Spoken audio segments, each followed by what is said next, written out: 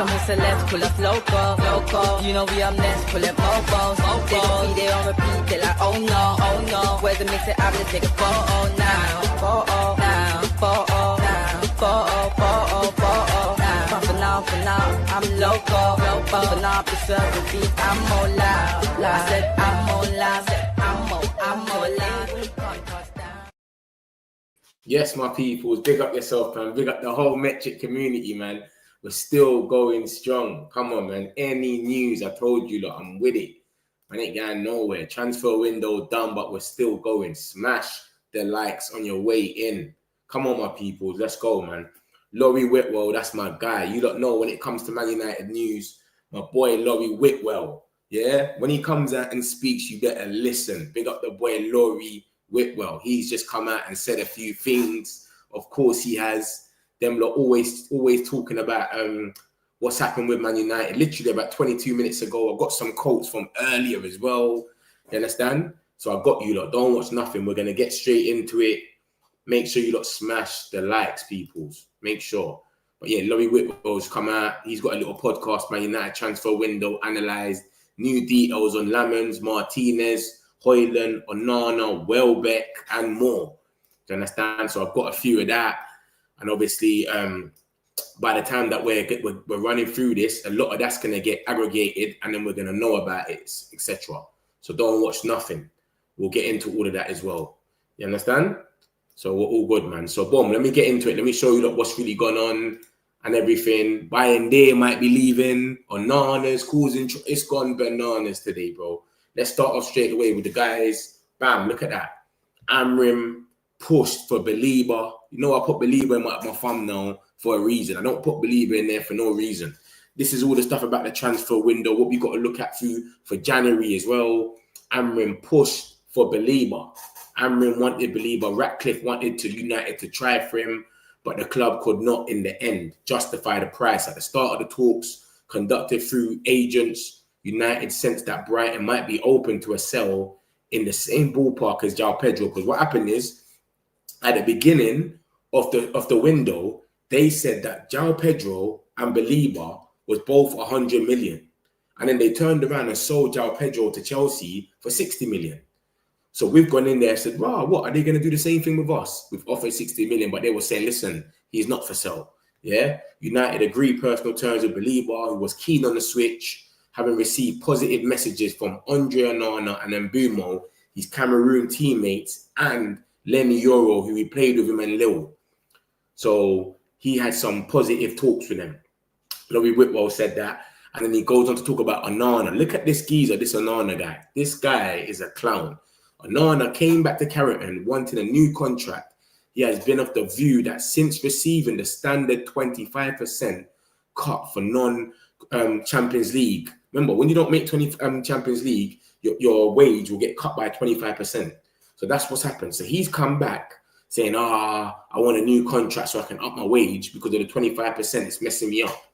United made no efforts to sell him, even though we know that he's not really part of our plans. Monaco came in. We told Monaco 30 million. They said, bruv, I'm not giving you no 30 million for this geezer. I'm out of here. So they left.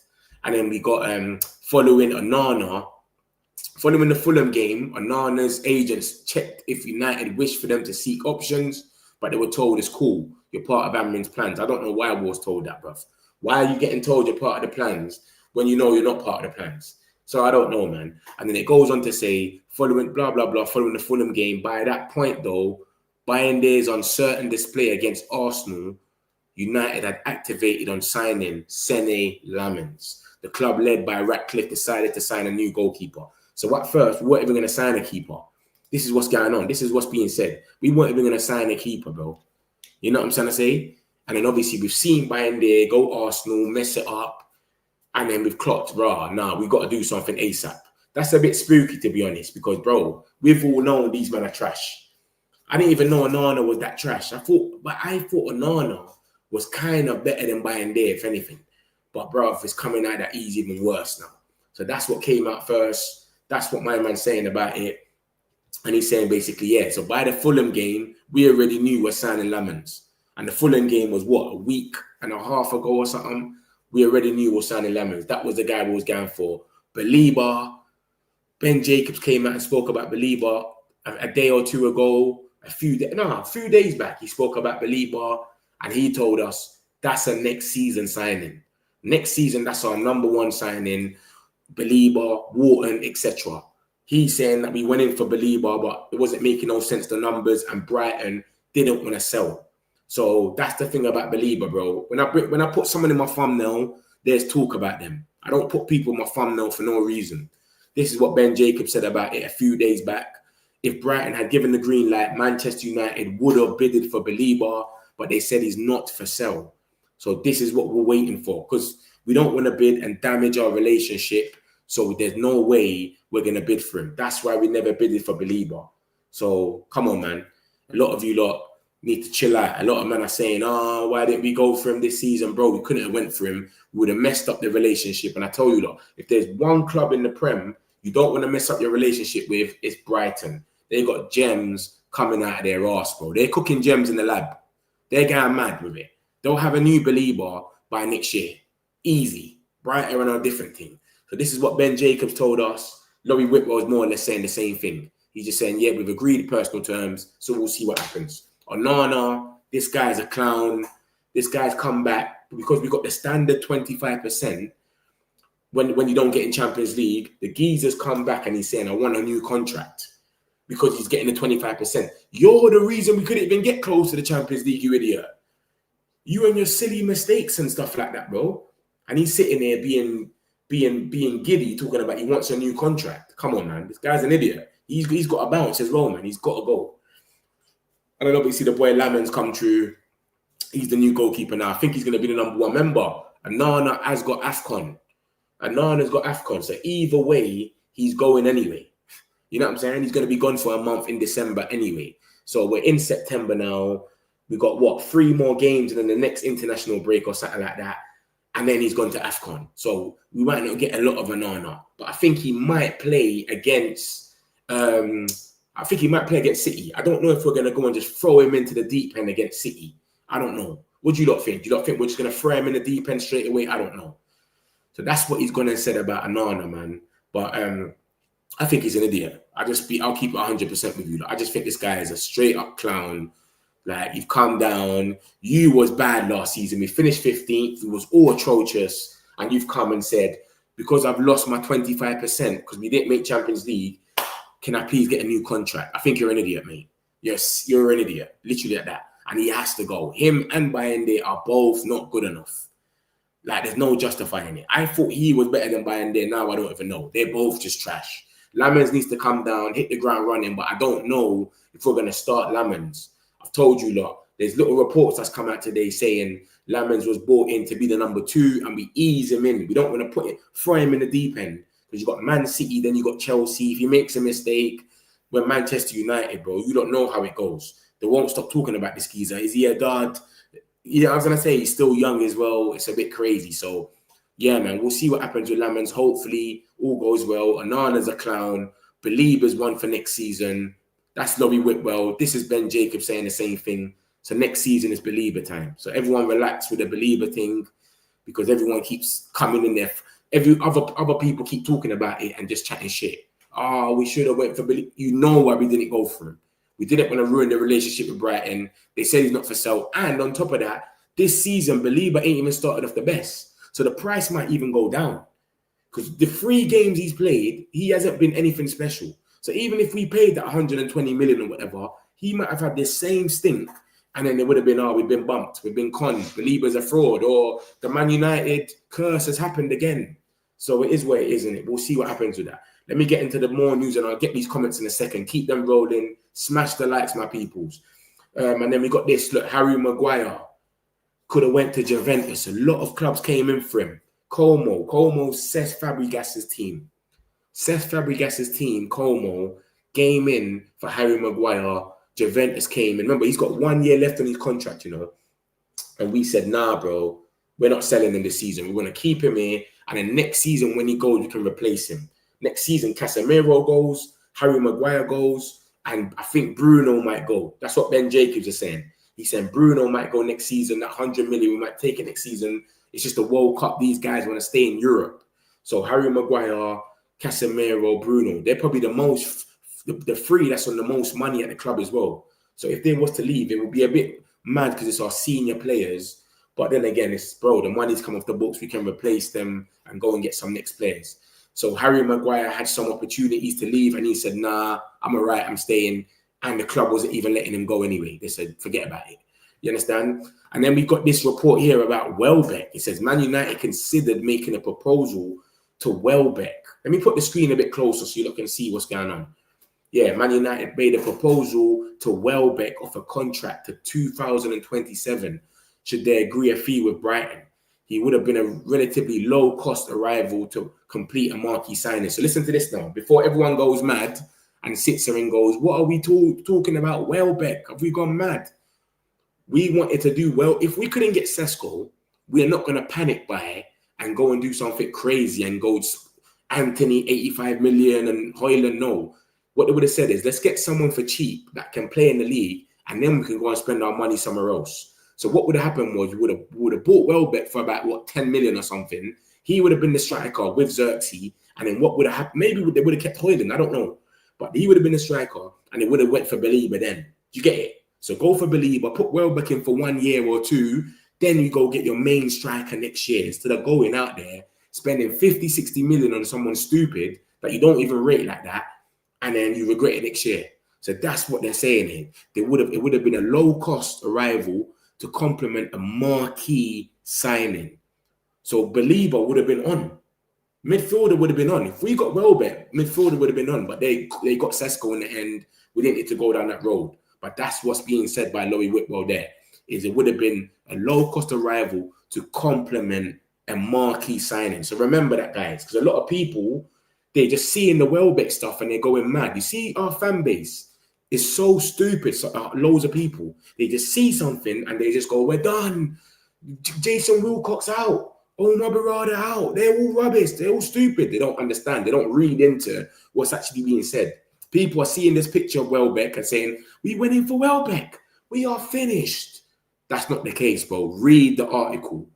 We would have went in for a marquee signing next to him. So remember that, guys. But Ratcliffe was known to feel United could not sanction a 2-year deal for a player who is 35 in November.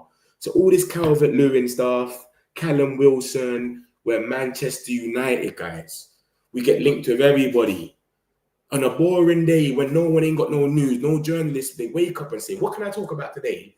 They say, Manchester United. Link him to this guy, link him to this guy, link him to this guy. Calvert-Lewin. Come on, man. He's going to be 35. Ratcliffe don't do no 35-year-olds. He's not on that. He's on some under 30 thing fully. Like, he doesn't do that. So that's what he's letting us know. Ratcliffe didn't sanction it. And instead of doing a 1+1 was discussed, but the offer was not formalized. So we looked at Welbeck. We said, could we go for Welbeck and then go and get a Baleba next to him? And then we said, no. Let's just go and get Sesko and call it quits. That's it. So that's what happened. That's where it ends. There's no more to talk about this. He didn't come in the end. We never made the sign-in, but there's people crying. If you go look at this comment on Twitter from United Joshua, people are in the comments crying, we are finished. Jason Wilcox don't know nothing. People are literally crying. Amorim. It's mad. Man United had lost the Europa League final to Tottenham 2 days before and we were preparing for the Premier League contest against Aston Villa 48 hours later when a scheduled executive committee meeting took place at Ratcliffe's main base to figure out how to revamp Amorim's squad without the financial boost. This is what I was saying to a man earlier, because they were saying, how can we compete with Arsenal, Chelsea, and all this if they keep spending? Bro, we lost the Champions League and we've still spent 200 million. This is what man not understanding. We've spent enough money that we've stretched our arms the furthest it can go and we didn't even make no sales when we spent all that money. So this is what I'm trying to show, man. Imagine if we we start winning some stuff now, the more money, you get into top 4, you get more money, etc. Because we're a big club, we've got a lot of revenue coming in, we can spend 200 mil. A man was in it earlier saying, Arsenal's going to keep strengthening. Bro, strengthening what? Their fan base is still crying, saying we need more signings.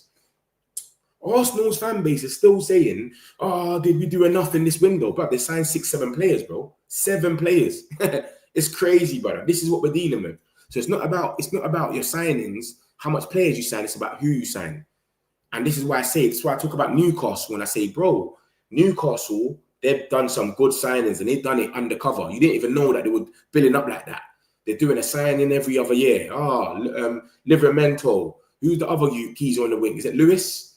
Livramento. Lewis, isn't it? Lewis Hall, Livramento, Tonali, Jimenez. Is that they're getting them one by one to a window, there, and then look, their thing just comes together. They've got an exciting window. Yeah, this season they got rejected about 10 times. So now they've just dealt with what they've dealt with. But bro, that's what is happening. We can't get everyone in one window. This is not FIFA, bro. We're not Chelsea. Chelsea sell their clubs to each other and they sell to Strasbourg and do some funny bookiness. We don't do that. Do you understand? So we don't need to do that. So that's what's going on. So we'll see what happens, man. Trust me. But that's what he said about Welbeck. Welbeck might have came in as a low cost and we would have put like a Baleba with him, a marquee signing, but it never happened. It never got to that. We got Sesko. We're cool. The money's there for Baleba next year or whoever. Baleba might go somewhere else. Wharton, they're there. They know. Maguire's going to leave next year. He had a lot of clubs in from this year. He's going to leave next year on a free or whatever. And then we're going to replace him. So next year, it's not going to be like this year when we got the bomb squad to get rid of or we got to get rid of loads of positions. Bro, the tax side's done. So it's either 1 for 1 or we go for Maguire replacement, Casemiro replacement. Bruno might go. Remember, guys, I don't know if you lot have been watching. I know you lot that are here every day, you know. Ben Jacobs has said Bruno Fernandes might go after the World Cup to Saudi. He's open. Casemiro's going to leave on a free. He might be going to Saudi to get his bag. Bruno Fernandes is open to going to Saudi, but not this year, next year, after the World Cup is out the way. So imagine Bruno goes and it's 80 million. Imagine we get 80 million for Bruno next year or something. 80 million for him. He's off the wage books. He's on 300k. Rashford goes to Barca. That's 300k gone from there. Casemiro leaves for free. That's 300k gone. Bro, come on, bro. Come on, man. You can go out there and proper rebuild. Get 2 midfielders that can fit the actual system, etc., and keep going. This is what I'm trying to say to you, man. We gotta believe, man. We gotta believe. Trust me. But that's what he said about that. Let me get into some more news and I'll get these comments. Don't watch nothing. I'll show you more about Laurie Whitwell and I'm going to get some of these comments. So this is what he's ended up saying about Emi Martinez. And he says, Emi Martinez spent transfer deadline day at Aston Villa's training ground, Bodymore Heath, waiting for a call about the move to Manchester United that never came. This guy was waiting at the training ground thinking, yeah, I'm going to be going Man United. We never called him back. We left him hanging, mate. And now, today, Aston Villa's came out and said, yeah, we're cool. We've taken him back. They need him, bro. They ain't got no choice. It's his birthday as well. It's Emi Martinez's birthday today. It's so awkward. They had to put him up and everything. But yeah, he phoned up the other Martinez that plays for us. He phoned up Lissandro and said, yo, get a word in for me, man. I need to get over there. He tried to get the green light, the through ball from Lissandro. It didn't work. Lissandro got a word in for him, like it says, but it wasn't enough, bro. And I think, let me tell you something. The only reason we didn't get Martinez, because a lot of you lot are sitting there saying, Lammens, I don't know about him, blah, blah, blah. Let me show you that the only reason why we didn't even get Martinez, we would have got Martinez 100%, but let me show you why we didn't get him. For those that don't know, this is the reason why we didn't get Martinez. Sancho refused to go to Villa on a permanent. Refused. Man United's idea was to do a permanent swap deal for Emi Martinez and Sancho. They were both on it. Sancho didn't mind going there, but he's on some 6-month thing. The same thing Rashford done. What did Rashford do? Rashford went there for 6 months. Just give me somewhere to play. I want to play every game, and then I want to move to a bigger club. So they're kind of using Villa as a stepping stone at the moment because they know they ain't got nowhere. So Villa's a team that is still kind of competing to get into Champions League, etc. So it's not the worst club in the world. They're paying 80% of his wages, but I don't want to be there forever. Rashford felt exactly the same. They're all on that. They're on this, you know what? I'll go there, but I don't want to stay there. Villa, Birmingham. I don't want to be in Birmingham. You know, I think that's how they're moving. And he said it himself. Sancho said that he spoke to Rashford And Rashford told him, it's a good place, blah, blah, blah. You need to go there, etc. So this is why we haven't got Emi Martinez. So before some of you that come for Lammens, oh, he's too young and we need to get someone experienced and Prem proven, that he's the one that flopped the deal because he didn't want to do a permanent swap. He said, I want to go there for 6 months, get some game time. They're going to play me every game, and then I'm going to use it as a stepping stone. And remember, Sancho's contract runs out next year. This time next year, Sancho's contract runs out. So remember that, guys. So when his contract runs out this time next year, do we give him we got a 1-year extendo if we want it? Do we extend it, or do we just let him go for free and then we don't have to worry about his wages? What do you lot reckon? I think we just let him go for free. What is the point of extending it for 1 year, having to try sell him again? Or it doesn't even make no sense, bro. You might as well just let the guy go for free. He's a free agent now. We get all them wages off the bill. See you later. That's what I'm on. I think they should just let him go. But this is the reason why we did not sign Martinez, is because we tried to do a swap deal because we're not paying on 30, 40 million for Martinez. So they said, you know what? Let's do a swap deal and then it's cool. Villa was on it. We were on it. Martinez was on it. But one person stopped it. Jaden, Malik, Freedom, Sancho. Smash the likes, my guys, man. Let's get into it, man. So, yeah, that's what happened with that. So that's what happened with the first article. And then it gets into the middle one, the same thing. He said, Emi Martinez also spoke to Ruben Amorim in June and July about a move, with the United head coach understood to feel the World Cup winner's character and experience would be beneficial to the side, according to people familiar with these discussions. Remember, you see Emi Martinez, they love him at Villa. They've got a chant for him. Emi Martinez, the king of the world, blah, blah, blah. Like he's won the World Cup. He's big and he's got a big presence. Like he would have been that keeper. But remember what I told you lot, Emi Martinez does make mistakes as well. He's made more mistakes last season than Onana. So you lot have got to remember that, bro. Like I would have took Emi Martinez. I said it already. I told you lot. If Emi Martinez comes, I will back him. But Emi Martinez makes as much mistakes as Onana, but even more than Onana. Remember that, guys. Yeah? So it is where it is. Lammens can come and Lammens might be that guy as well. He might make a 1-2 mistake as well. I'm not sitting there and saying anything.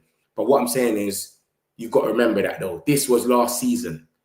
Onana had fewer errors leading to shots than Emi Martinez in the Premier League last season. He also prevented more goals and had more clean sheets in fewer games. It's crazy. But yeah, no problem. But let me, so that's just to let you know. Remember, I let you know both sides of the coin all the time. So that's the Emi Martinez thing. And it was a myth. He was waiting. Look at that. He was at Birmingham for pre-season when Villa received the call inquiring about a loan. We tried to get him on a loan. He didn't want to come. No, sorry, they didn't want to let him go on loan. It was only permanent only. Then we tried the swap deal, and then Sancho said no.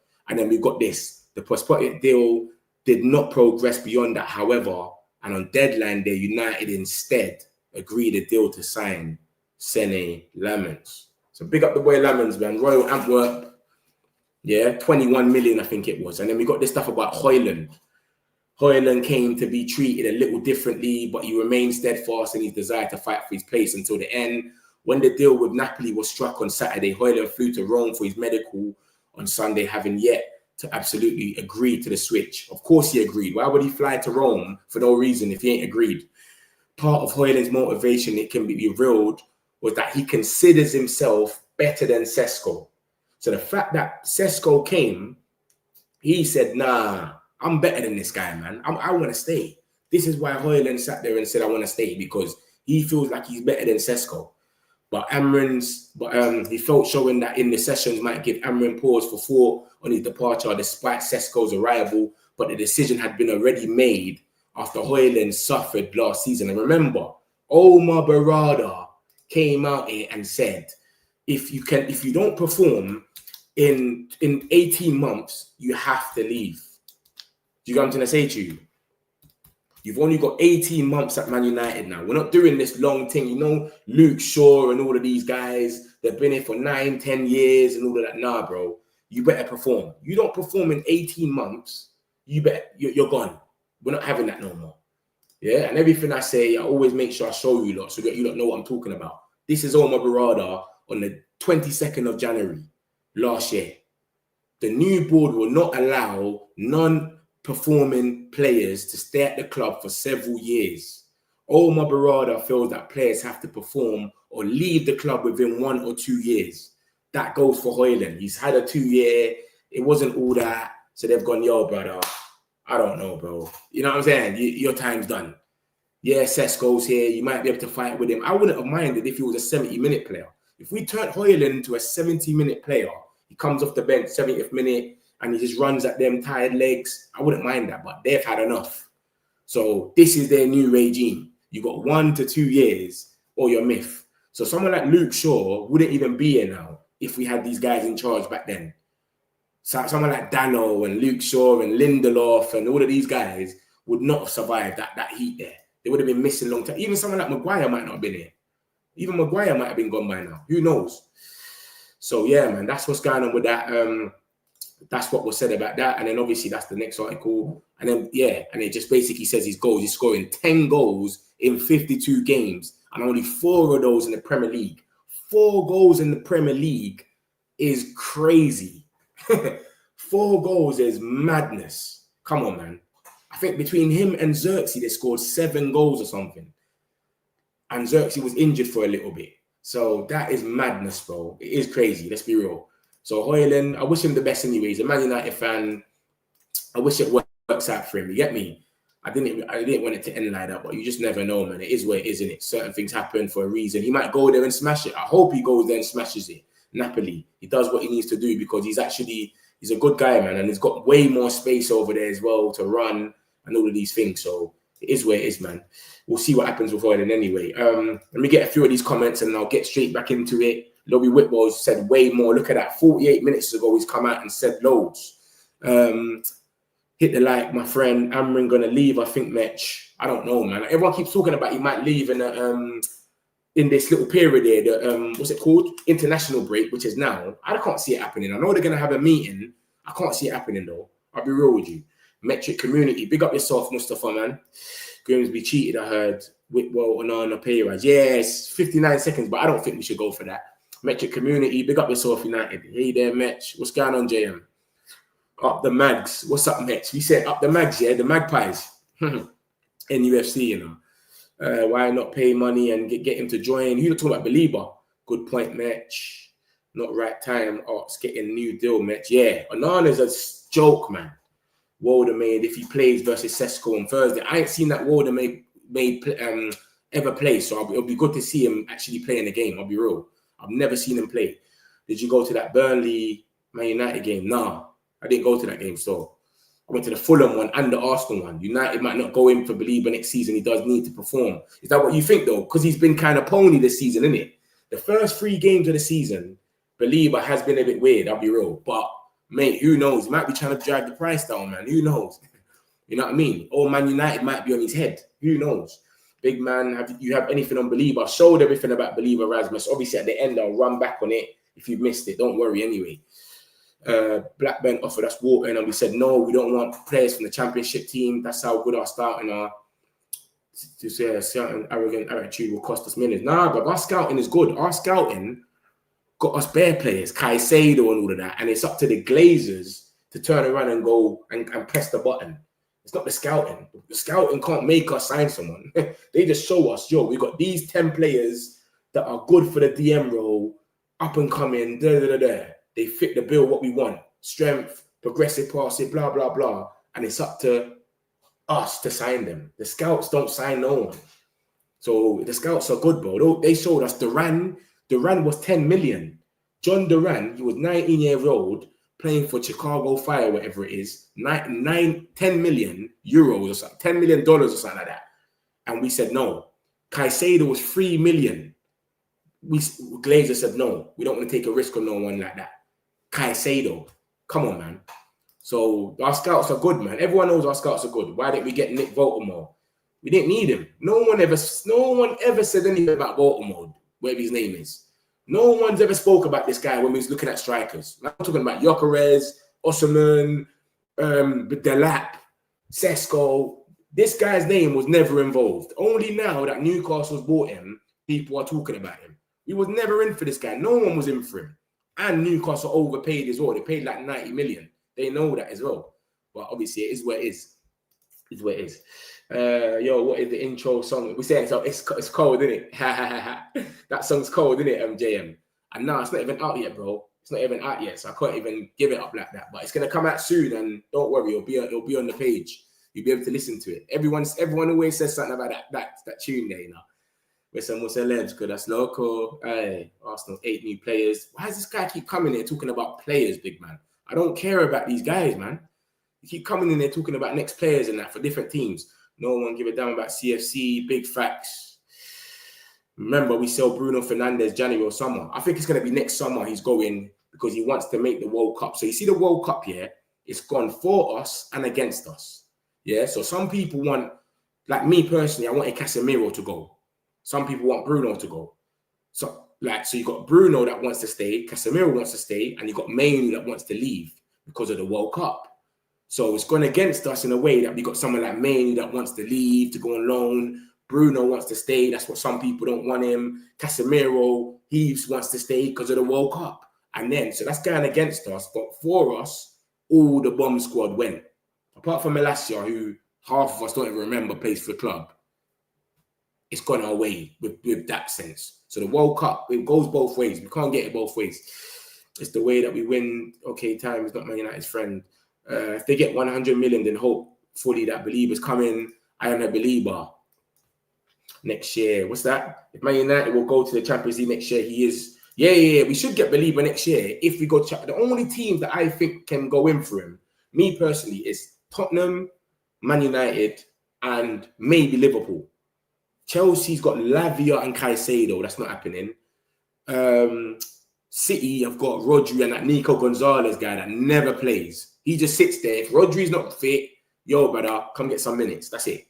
They got him on that time there. They don't even rate him like that. They bought him in January last year, and he barely even plays. He's probably played about 5 games, 6 games max. So that's it, man. I can't see no one else going. Arsenal's got Zubermendi, Norgard, Rice, Marino. Come on, bro. They're not going for him. Bumcho, evening next. Yo, big up yourself, COD. I don't get why Sancho not being willing to go on a permanent matters. It would have been maybe 10, 20 million more than Lammens deal without a swap deal. Because 40 million is a bump. 40 million is a bump for Martinez, bro. We're not going there overpaying, brother. It's not going to happen. Xavi to Tottenham. It's the board choosing Lammens over Martinez. They could have easily gone for a straight cash deal. No one ain't paying 40 million, big man. I would definitely not want you, Josh, to be the sporting director. You know what I mean, bro? That 40 million is mad. I'll be real. 40 million for Martinez is crazy, but go and get a different goalkeeper then. Go get Costa. Diego Costa, if anything. He'll give you a few more extra years. He's only like 26 or something. But they're kind of like 33 for Martinez. Brother, come on. I have a question. Those reports about Lammens that he'll be second, where have their people gotten that news from? How do they know the club are not saying that? Bro, see this geezer that said it. Let me show you who said it. I don't even trust him. I think he gems it a lot, man. A lot of the news he says, I don't know, man. I don't really trust him. I'll be real. The only time I trust him is when he says like Premier League leaks, like Man United's going to play this game, first game of the season or stuff like that. See, like Premier League stuff, but I don't trust when he says stuff like that.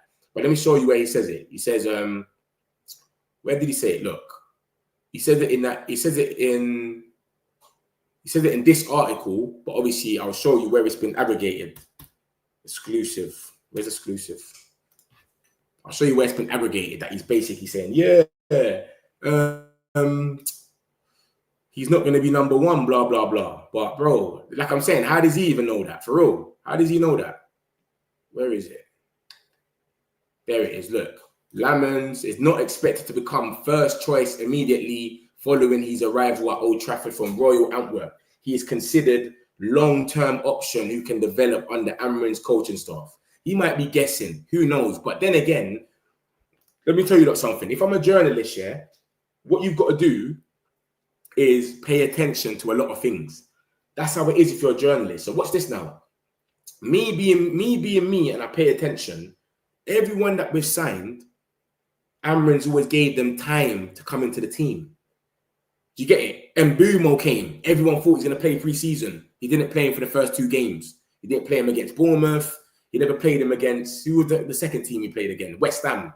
He never played against West Ham or Bournemouth. Yeah? And we won both of them games. Right? So, this is what I'm saying. Sesko come. We all want Sesko to start. What's going on? Why have you got Mount and Mbeumo Cunha interchanging? Play Sesko, bro. You see what I'm going to say to you? So I know that now. This guy doesn't rush people in. He didn't put Sesko in straight away. He didn't put in Mbeumo straight away. This is what he does. Did Cunha play the first game? I can't remember if Cunha played. Do you know what I mean? I don't think Cunha even played the first game or whatever that he came. But still, this is what I'm saying. He doesn't rush people. So it's not hard to sit there and just say it. Lammens ain't expecting to come and start straight away. For those that are thinking he's not going to be first choice. Come on. And to throw him in the Etihad is a bit mad. Etihad, he's a young keeper as well. The Etihad is a bit mad still. Bayern Man United getting rid of Bayindir. He's better than a Nana. We can save money on his wages. I'm going to show you the stuff about Bayindir in a minute. A Nana could be in his way out as well. We don't know. We're going to see though. Bayindir should be first choice over Lammens as well. He's been class, ignoring set pieces. How can we ignore the set pieces, Josh? That's what's killing us in the games. We lost to Arsenal because of a set piece. Grimsby scored because of a set piece. Onana. And then what happened with Burnley? They scored again. Wasn't that a set piece? A throw-in. They had a throw-in, right? And then they scored their last goal. This is what I'm saying. We can't ignore set pieces, bro. But 100% Bayindir is definitely better and more reliable right now than what's his name? What's that kid's called? Onana. 100%. 100%. Smash the likes, my peoples, man. Smash the likes. Come on, man. We're still here for you, lot, man. Transfer window's done. Still bringing you all the latest United news, man. You understand? So smash the likes, my peoples. Josh King, are you joking? I think he's trolling. Aita is average. Bayindir has good distribution and made good saves against Fulham. His distribution was huge in creating chances for us so far. He made one distribution that set up Cunha, and his distribution was good against Arsenal. That was it. Apart from that, he wasn't all that. But let me get into the next stuff anyway. We got Semenyo. He was an alternative to Mbeumo. Semenyo's cold, you know. I didn't used to really rate him because I didn't used to rate his shot ratio. He used to remind me of Garnacho. He always gets to the last bit, the final third, and he never used to score, or he will never he always makes the bad decision. But now I'm watching him, he's actually been cold. This season he's been cold. Even the Liverpool game when he scored the other day against Tottenham, he's been cold still. So I'll give it to him. Big up Semenyo, man. Then we've got Man United sources have said that the midfield was never priority due to already having options that the club views as strong and versatile. So apparently the midfield, they're not even taking it that serious, apparently. I don't know. If we all can see the midfield and we got Gary Neville, Rio Ferdinand, and all of these guys coming out and saying what they're saying, then I don't know. Look, we're even getting bombers from Fabrizio now. Look at this. What's going on here? 7 minutes ago. Man's still getting transfer news from Fabrizio. Man United tried to sign Conor Gallagher on loan in the last 48 hours of the window, but their proposal was rejected 7 minutes ago. What is going on? I didn't think we're going to be seeing any more bombers of us trying to sign people, but I tell you that. But yeah, anyways, boom. So we wasn't in for a midfielder apparently. And then look at this last one, bro. Hojlund was said to be heartbroken over the realization that his Old Trafford dream was over, especially when he started pre-season expecting to continue. I like Hojlund, man. I like Hojlund, but brother, it just didn't work. I showed you, look, man. Omar Barada and that are set standards now. 1 year to 2 years, 18 months max. You've got to come out here and perform, bro. If you're not on this performing thing, you've got to bounce. Bayindir's a decent goalie. There's no reason to throw Lammens in the deep end. I've watched all the games apart from the set pieces. Bayindir's been class. Is this guy trolling, or is he just like, is he from a different, I don't know. Who do you support, man? Lindelof has already gone to Aston Villa. Crazy, unexpected moves. Bayindir is shit, 100%. He's trash. Quick release him, and then he 1v1 on goal. Yeah. The Onana contract story is 2 months old, by the way. Came out when we were hunting for Mbeumo. They're releasing it now to cause drama on our fan base. They always try and cause drama. Swear down. I didn't know that, but I didn't even know what's going on here. It's cause he was Bayern Munich nailed on, bro. Oh, yeah, Watermaid. Yeah. Bayern Munich had him, but this is what I'm saying. No one was ever bringing him up, though. You know what I'm trying to say, though, innit? I know what you're saying, though. Bayern Munich more or less had him. I had reports that it's done and all that. I remember seeing Petty going and talking about it. But what I'm trying to say is when everyone was talking about strikers, because Liverpool needed a striker, United needed a striker, Arsenal needed a striker, Chelsea needed a striker. Not one person ever said Watermaid. No one. Whatever his name is. I'm probably even saying it wrong. But yeah, only Bayern Munich was really interested. Maybe, to be honest, Bayern Munich and Real Madrid want to sign Baleba. I don't think they'll sign him, man. Real Madrid's new thing now is just snatching people for free. That's what they're on. They're trying to snatch players for free, bro. They tried to get Lenny Euro on the free, it didn't work. They're trying to get Konate now. Konate is not agreeing a deal with Liverpool. Their new thing is, we're going to get you for free, bro. Just ride out your thing. Saliba. See Saliba right now. Arsenal's trying to get him on a new contract. Real Madrid's in his ear, bro. No, man, don't accept it. Don't accept. We'll offer you more. They can offer better wages, but they just get people on freeze. They're on a different thing. I can't see them going like they're spending 120 million on Baleba. And they want Stiller anyway. They want someone that controls the game and bosses it. They don't really want a man with pace. They got Camavinga and Tchouaméni that can more or less do the same thing as Baleba to them. Do you get it? I can't see Real Madrid coming in for them. Bayern Munich, maybe. Sancho becomes a free agent next summer. He gets 12 to 15 million signable. Exactly. That's why Sancho's going to leave for free. 100. Josh waffling. Yeah, Josh don't support United. There's no way. There's no way. Adam really went in on this. It sounded like someone had died over at his place. He did want Martinez, so he's upset we got Lammens. Yes, man, I got mad. I don't get it, bro. But I showed, man, anyway. The only reason we got Lammens in the first place, we was waiting to see what happens with Villa, and they said they don't mind the swap deal, but Sancho said no. So there you go. No, Lammens needs to play against City. I can't see Onana Bayindir. It's a risk, though. It's a deep end. And I keep telling you about Donnarumma as well, yeah. See Donnarumma? Good shot stopper. But he is the worst signing City could have made. He's not a City player, bro. You see Edison, he's a baller. Edison can play football. You don't even want to press Edison. Because then when they'll play around you and that's it. Donnarumma is one of the worst goalkeepers with his feet. And you lot are going to see.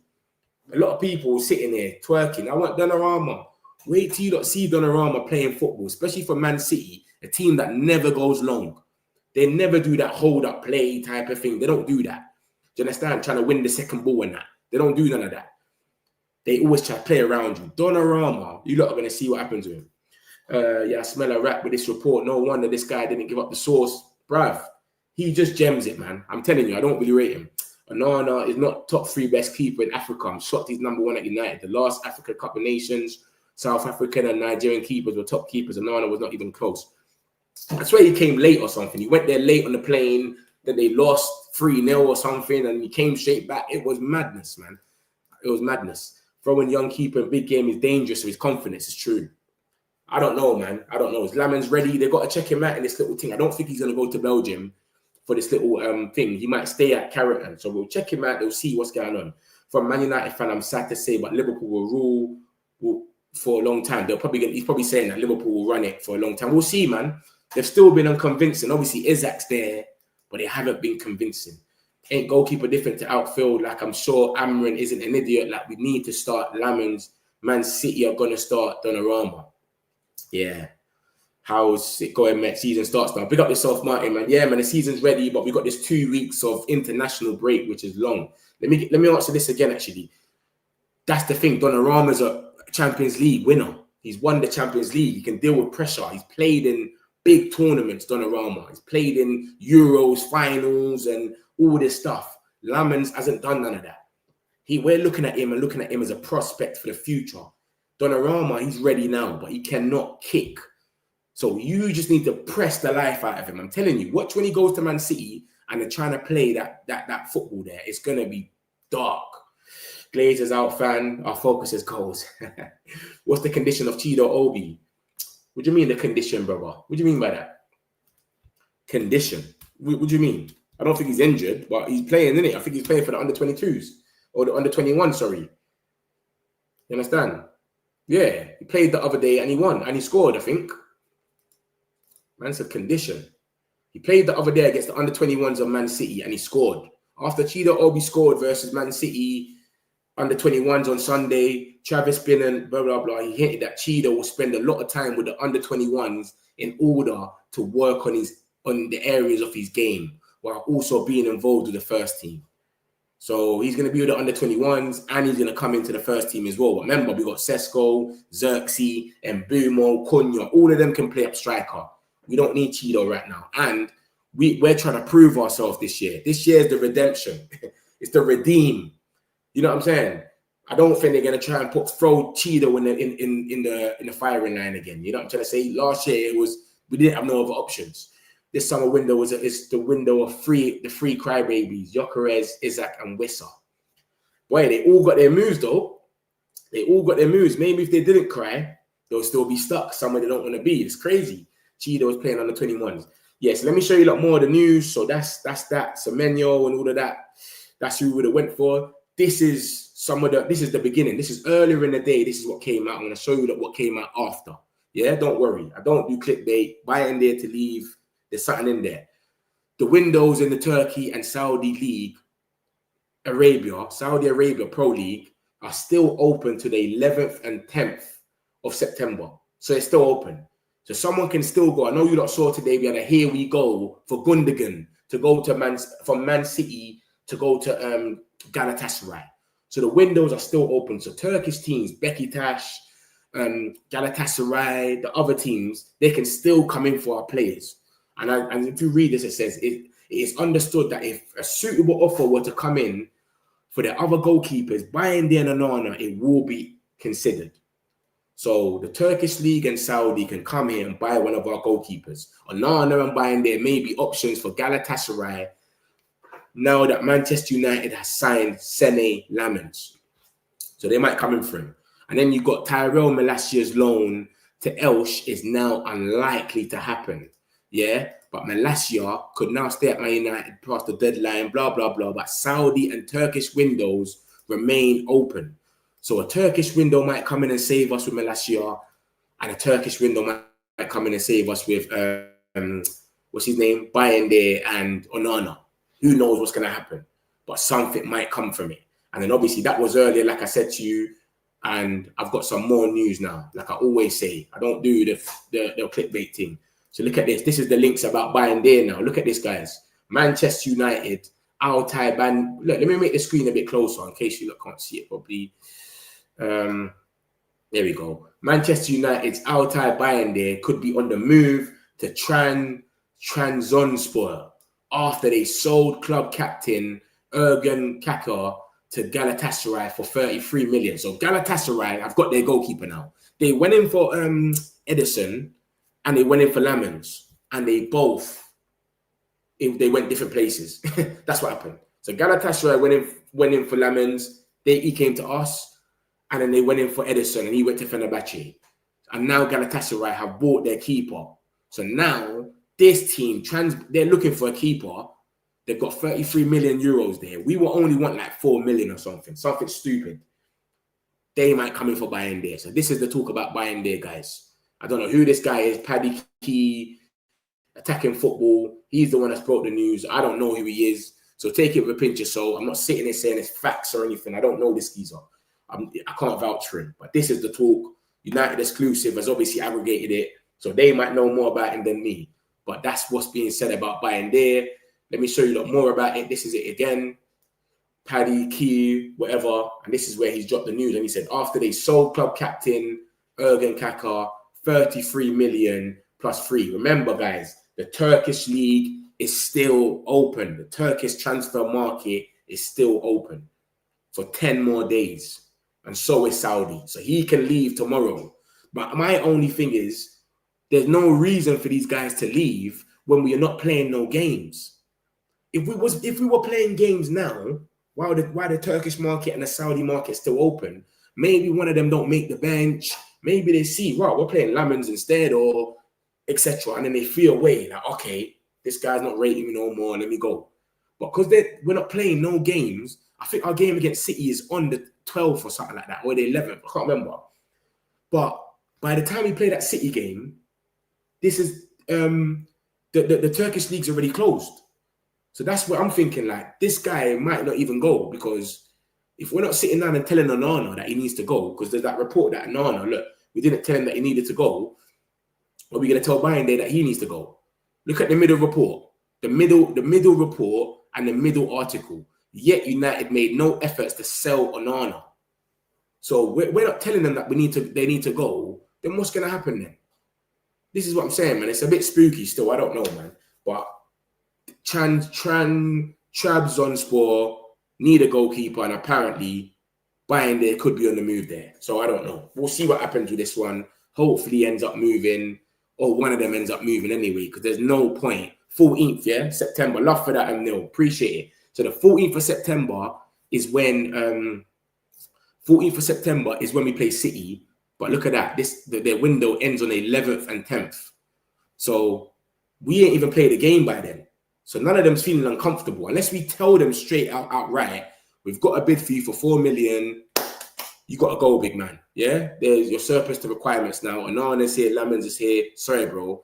Why is he going to go? It could be the other way around. They could come in for Onana, but Onana, we want some money to not miss out on PSR. Is someone going to come out there and pay 20 million for Onana? I don't know. I can't see it happening. That's why I say it makes more sense to let Bayindir go.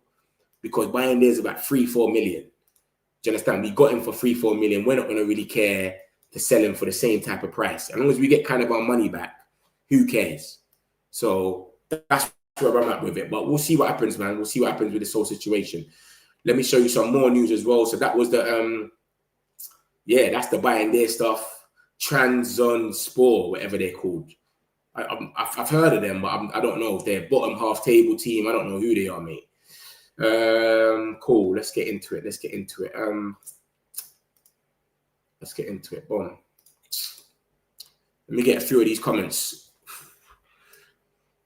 Oh, babies. That is why I'm calling them crybabies. They got their move. Yeah, it's true. It's true. That's what it's coming to now, though. It's coming like you've got to literally cry and make a fuss, put out statements to get your move. Because I see something today on the overlap here, and one of them was saying it. He was saying, listen, if you look at Harry Kane, Man City came in for Harry Kane. Harry Kane wanted to go to Man City, but he didn't do all of that crying and putting up, I want to leave Tottenham. He stayed loyal to them. He never got his move. If he got his move, he would have won the treble. He would have been basically what Hojlund was doing. That would have been Harry Kane. But he didn't get the move. Then he ended up going to Bayern, obviously, afterwards, whatever. But still, he wasted a few more years after that. So it's crazy, man. A lot of people don't really get their move. They sit down still. It's crazy. Should have signed Lammens and Martinez. Could have loaned Lammens to a top 5 league for experience. Yeah, that's what I was saying. I was saying the same thing as you, but I don't know, man. I don't know. I don't know why we didn't do it. I said the same thing. If we can sign Lammens, let him stay at Antwerp for a year, and then come back. And then Martinez can come in now with the swap deal with Sancho, but Sancho fucked it up. So Martinez is a myth because of Sancho. Remember that, guys. And you know what's crazy as well? I don't know if you don't know this yet, but Aston Villa bidded for Lammens, and they agreed with Royal Antwerp, but Lammens said, no, I only want Man United. You don't know that? That's what happened today. That's what happened when it came out. That came out today, that Aston Villa agreed with Lammens. Let me show you, look. That was mad, isn't it? Aston Villa bidded for Lammens and had it agreed, but he said, I only want to go to Old Trafford. That's my dream move. Look at this. Aston Villa had agreed a fee with Royal Antwerp for Senne Lammens that was higher than Manchester United's offer, but the 23-year-old only wanted to go to Man United because he dreamed of going to Old Trafford. You know what I'm trying to say? This is what we're dealing with. Every single person that we bought this summer only wanted OT. Sesko, arguably, you say Arsenal was in for him before us, and then they went for Gyökeres. So maybe not Sesko, but Mbumo, Cunha, and my man, they all said, nah, bro. Even Sesko, he could have picked Newcastle. They offered a bigger package, and he said, nah, I'd rather think. So it's crazy still. City games on the 14th of September. I'm sure Amorim want Onana out because he wants more money and wasn't happy about it. Yeah, but obviously, we can't sell Onana for money. No one wants to pay the money, bro. We told Monaco 30 million and they ran off straight away. They said, I'm getting out of here. Sancho definitely played a part in not getting Martinez. Man, do you think the fee was more of an issue than the wages? Exactly. Onana with the rubbish he is playing for us, he still wants Man United to increase his contract. Bro, certain man are just too greedy, bro. Same story about Nick. Yeah, I just said that. Neil, love for that, man. You're spot on still. Same story, yeah. Newcastle and Sesko. He only wanted Old Trafford. Like he said, nah, I don't want your money, Newcastle. It's crazy. Talk is cheap. Where do you get the money to sign 2 keepers and loan one? Yeah, it's true. But then again, we was trying to do a swap deal. Because we're trying to do a swap deal, we don't spend no money. We just bid 25 million. They bid 25 million. It's done. We might have bidded it just to make it good for PSR and all that. But really, it's a swap. You bid the same thing twice. You get it? João Felix and... Who done that? Chelsea with João Felix and Conor Gallagher. João Felix was 45 million. Conor Gallagher, 45 million. They just bidded the different ways. So it's basically a swap.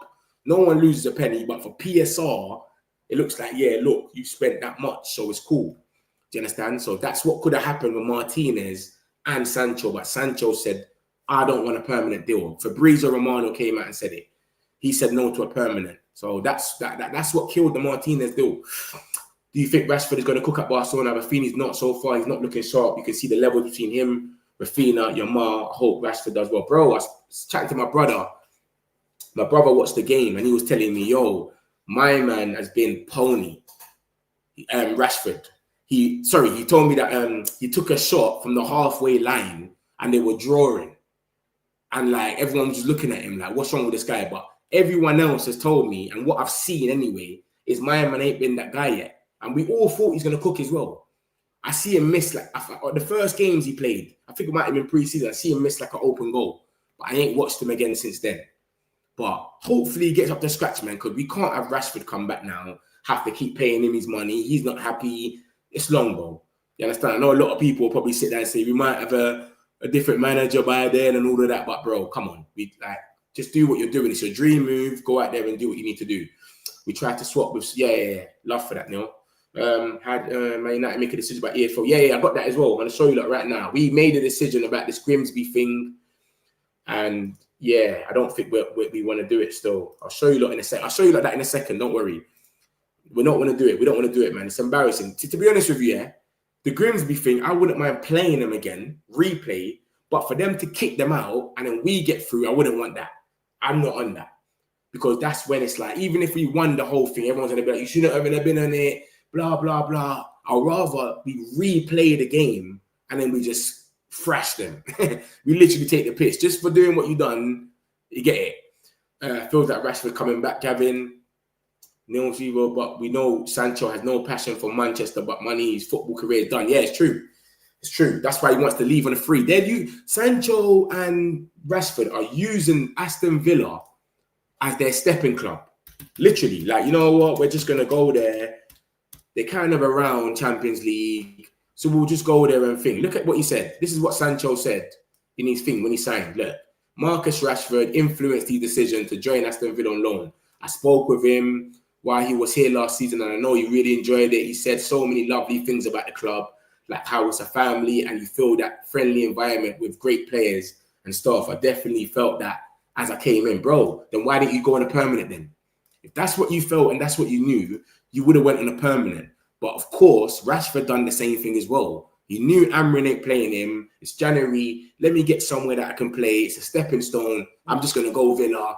They're in and around Champions League as well. We might actually win games.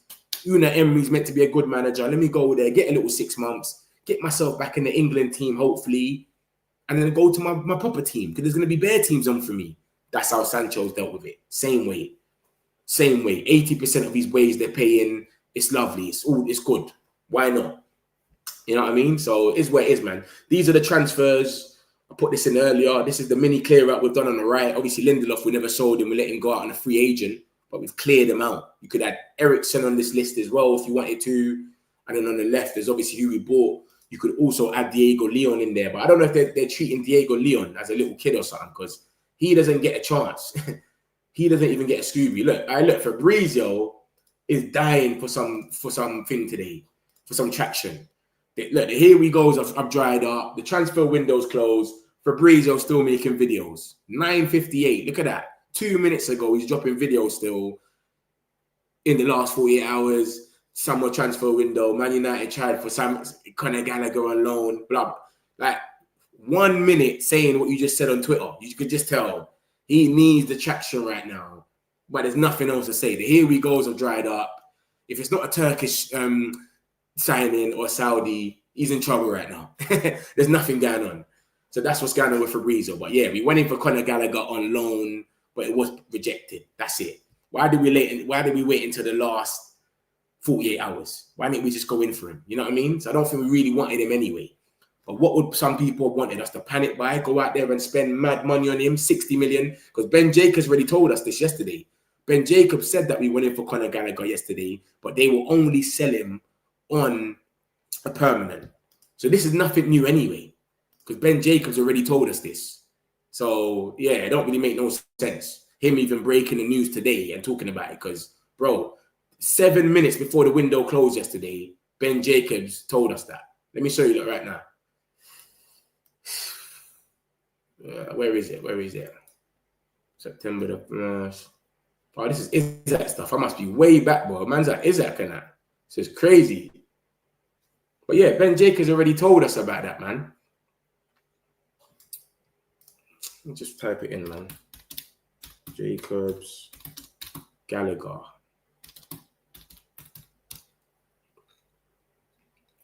Look at this, guys.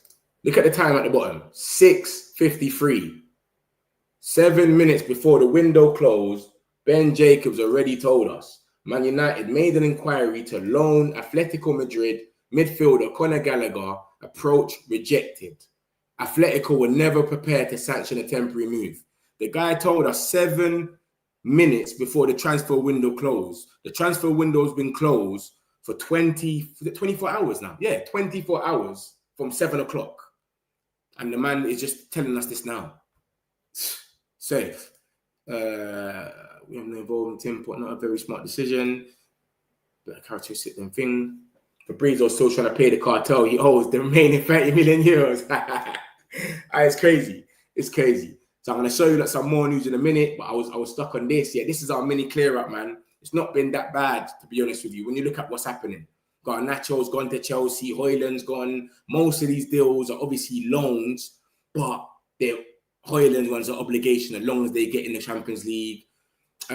Sancho is gonna be on a free. As soon as it finishes his loan, he can leave for free. Anthony's permanent. Garnacho's permanent. Rashford could come back if his performances doesn't get any better. He's the only one there that could come back. Obviously, Lindelof's already a free. He's not even part of us anymore. So, yeah, that's the situation.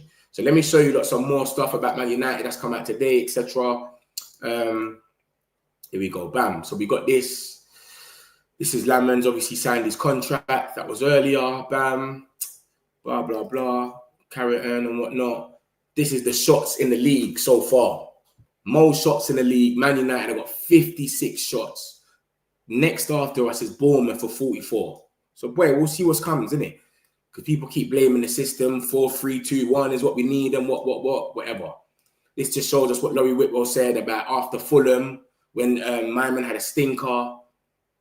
And then Bayindir. The Bayindir uncertain display against Arsenal. United had activated on signing Senne Lammens. The club, led by Ratcliffe, decided a new goalkeeper was needed straight after the stinker. Do you understand? And then obviously Laurie Whitwell's put out his thing. This is what I've just showed you. A lot of what Laurie Whitwell was saying. And we just broke it down about Baleba, etc. Andre Onana came back to Carrington this summer wanting a new contract. Remember, guys, Andre Onana was injured. He went on holiday, came back injured somehow. He was injured and he wanted a new contract because we took a 25% wage cut because of the Champions League. Anytime you're not in Champions League, you take a wage cut. The goalkeeper stance did not go well with Ruben Amorim, yet Manchester United made no effort to sell Onana. Why not? Is it because we knew that no one wants him? Monaco were the only club to register real interest in him, but they were informed his price was 30 million. Monaco declined to go further. So this is what I'm saying. Can we blame them for not making any efforts to sell him? Can we blame them or not? Because only Monaco wanted them. We said we wanted 30 mil. They said no. So maybe we know we can't even sell him. It's a myth. No one wants this geezer. So this is what I'm saying. Can we actually blame them for not trying to sell him, or should we blame them? I don't know. You don't let me know. And then cool. So that was that. Let's get rid of that one. We've got Anthony, the skeezer, they're treating him like he's a god. Everyone's running in the city. Antonio, guy, I'm mad about him, but he's crying again. This guy's always doing an interview crying. He reminds me of Zinchenko. Zinchenko's always crying in Arsenal. He's always crying, but I like Anthony, so I'm gonna go a bit easier on him. But he just got onto it. He's like training separately, but that's part of the life. I knew this moment would come. It's in the past. So big up Anthony. I hope it goes well for him because he's always gave everything. He just didn't have the ability. He's gave the passion. You can tell he wants it to happen. He always celebrates. And he gave us them first 3 games where he scored against Arsenal on his debut, scored against Man City when we lost 6-3. He scored a screamer. And he scored against Everton. And then we won 2-1. Ronaldo scored as well. I think that was the winner against Everton as well. So big up Anthony, man. I hope the best for him. I hope he kills it over there, man. Then we had this about, this is the stuff someone just asked me. Man United have been informed that they had 5 days to decide whether they want to appeal the decision of Grimsby. Because remember, they fielded an ineligible player during the Carabao Cup match. But come on, what are we going to do? Like I said, my thing was, if anything, let's replay the game. Because they was going to get chucked out. If you do this in the FA Cup, apparently you get chucked out straight away. This is what's happened in the past. Clubs have been chucked out on the spot. So my thing is, bro, like, if anything, just replay the match. If they're getting chucked out, I don't even want it, bro. I don't want us to go through and then we go out there and we win and then everyone's saying you shouldn't even be in it and all of that. Nah, bro. We got beat by Grimsby, and it is where it is. Fair and square, innit? So it is where it is. This is the medical talk. And then, boom, this is this. Look, after review, this is the same Sam C guy. I don't really know about it. Just take him with a pinch of salt, basically. After a thorough review of the 2024 and 2025 season, informed the strategy. Internal analysis pointed clearly to the attack as the area most in need of investment. While other departments were assessed, Man United concluded that a more clinical forward line was the biggest requirement if the team was able to compete at the top end of the table of the Premier League. I could have come up with that. But yeah, anyways, that's what Sam C's saying. Like I said, take this guy with a pinch of salt, is what it is. So a lot of stuff, a lot of things that he says, yeah, any of us could have came out with it. That's what I'm saying to you lot. Look at what he says here. Lammens is not expected to become first choice immediately. Following his arrival at Old Trafford from Antwerp, he is considered a long-term option who can develop under Amorim's coaching staff. Cool, whatever. No problem. This is where he says everything. If you lot want to check it out, go check it out. Give me sport. Then this is what I showed you lot about Bayindir. I told you lot, bro. If you know clickbait. If you're new, make sure you subscribe. Hit the like button. Manchester United's Altay Bayindir could be on the move to Trabzonspor after they sold club captain Erkan Kakir to Galatasaray. So Galatasaray finally got a goalkeeper. They wanted Lammens. They outbidded us. Lammens said, I only want Old Trafford. They left that. They wanted Edison from Man City. He went to Fenerbahce. They finally got their keeper now. So this team that's lost their keeper apparently might be going in on the move for Bayindir. Who knows? I don't know if it's true or not. We'll see. But yeah. And then this is the decision about that thing there about Grimsby. According to EFL rules, man. This is the same thing that I read to you, but I'll show you the decision in a second. This is Melissa Reddy. She works for like Sky Sports, etc. She says some of the coaches felt Rasmus Hojlund's biggest problem was he was too desperate to do well at Man United and would snatch at his chances, which I think is kind of true. He did used to snatch at a lot of chances, and sometimes he wouldn't even think to make the pass, and he would just shoot or try to run himself. Plus, Rush's decision-making, he was often starved of service and confidence. And then she goes on to say his attitude, training, application, and professionalism was always first-rate, and even at the height of his struggles, he was never a negative influence nor a problem. He was actually an encouraging, supportive, and kind voice. So yeah, man, big up Hojlund, man. Like I said, man, it's a shame it didn't work out for him. He's a Man United fan. He's living his dream, bro. He's living what a lot of us would want. I would love to be playing for Man United. Do you know what I mean? So he's living the dream. Big him up. I wish him the best at Napoli, man. I hope he scores loads of goals over there and he does what he needs to do, man. But that's Melissa Reddy. She's kind of reliable sometimes. And then we got Altay Bayindir. It's the same thing. It's the geezer that brought the news, attacking football. I don't know. I've never seen him get anything like spot on, but he does say certain stuff. I'll be real. But most of it's like leaks and that. So yeah, that's that. And then we had this stuff about Jadon Sancho. I just read it to you, what he said that Rashford said to him about Villa, blah, blah, blah. Spoke to him about last season. He really enjoyed it. Lovely stuff. Boom, boom, boom. Just bullshit. You would have done a permanent deal if you loved it that much. So obviously, clearly doesn't. And then we had this stuff about Chris Wheeler. He just came out and said they put some stuff around OT now for terrorism, just in case. Whatever. Yeah, I don't know. But yeah, he just spoke about certain things, blah, blah, blah. Nothing really special, no bombers. Then we had this. There's still an expectation that Tyrone Malacia could be gone by the end of the international break. If nothing materializes, then he is expected to be reintegrated into the first team. Saudi wanted him. Is he going to turn around and go Saudi? But he knows he's not in Amorim's plans. He's seen what happened to Rashford last season. He's not going to get a game, bro. So I think he might as well just go somewhere. But we'll see what happens, man. I ain't seen no Turkish teams be in for him. It's only literally been that Elche team, and obviously the La Liga league. It's done. The Spanish league, they can't come in for no more players. Kobe Mainoo didn't get the loan he wanted before Monday's transfer deadline, but there was no shortage of interest in the United midfielder. So a lot of teams were in for him. And as you can see, Napoli were leading the chase for Mainoo in the hope of reuniting him with Scott McTominay in Serie A. Roma, Marseille, Tottenham, Aston Villa, and Everton were among the clubs that were in for him. So a lot of clubs were in for Mainoo, boy. It's crazy. Yeah, so that's that. And then we had this stuff about, it's blah, blah, blah. Aston Villa had agreed a fee with Antwerp for Lammens that was higher than Man United's offer. But the goalkeeper wanted a dream to Man United. So that's the same thing that happened with Sesko. Literally, the exact same thing. They outbidded us, blah, blah, blah. And he said, no, I'd rather go to Man United. Same old. That's the same thing, just letting us know, blah, blah, blah. The decision was made not to send Obi on loan. So he's going to be with the under-18 and under-21s, blah, blah, blah, because of his personal development.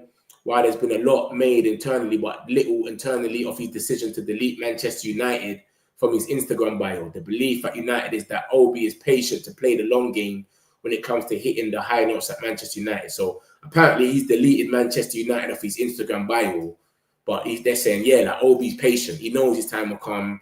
He's not rushing it. Like it's getting blown out of proportion, apparently. I didn't even know that. And then it goes on to talk about this young boy. JJ Gabriel was deployed through the middle by boss Darren Fletcher as a false nine. Remember, this geezer's 14, you know. 14 years old, this little geezer. Rather than off the left, where he has typically featured through the age groups. The switch is seen as a way to further elevate the teenager's game by getting him closer to goal.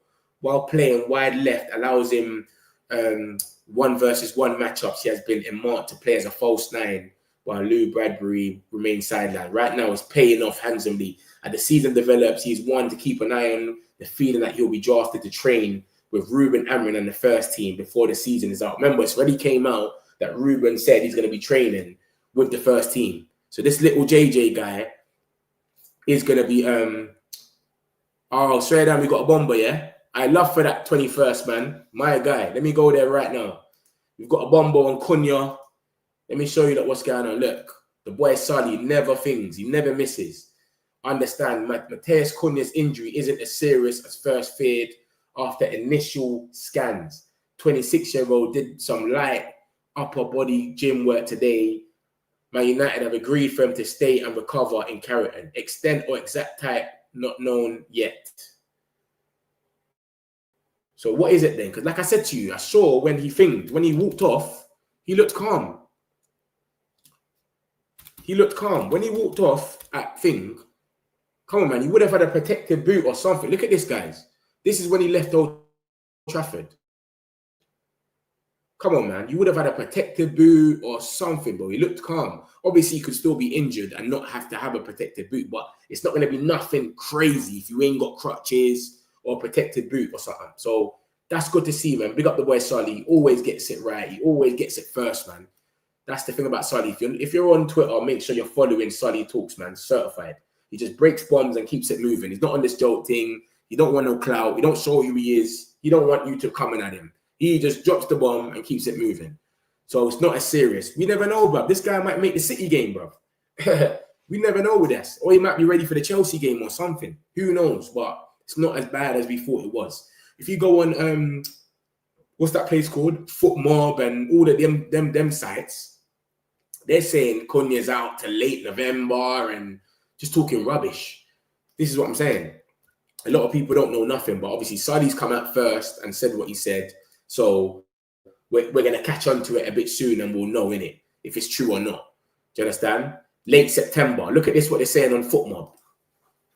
This is what they're saying over here. Look at that. They're saying that my man's out, hamstring injury, late September 2025 is when Cunha's out to. How the hell do they know that?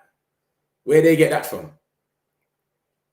You know what I mean? He might be all right, man. He might play for City. We play with Cunha and Mbeumo on transition against City with that high line that they play with someone like Donnarumma, who's not a sweeper keeper as well. Remember that, guys.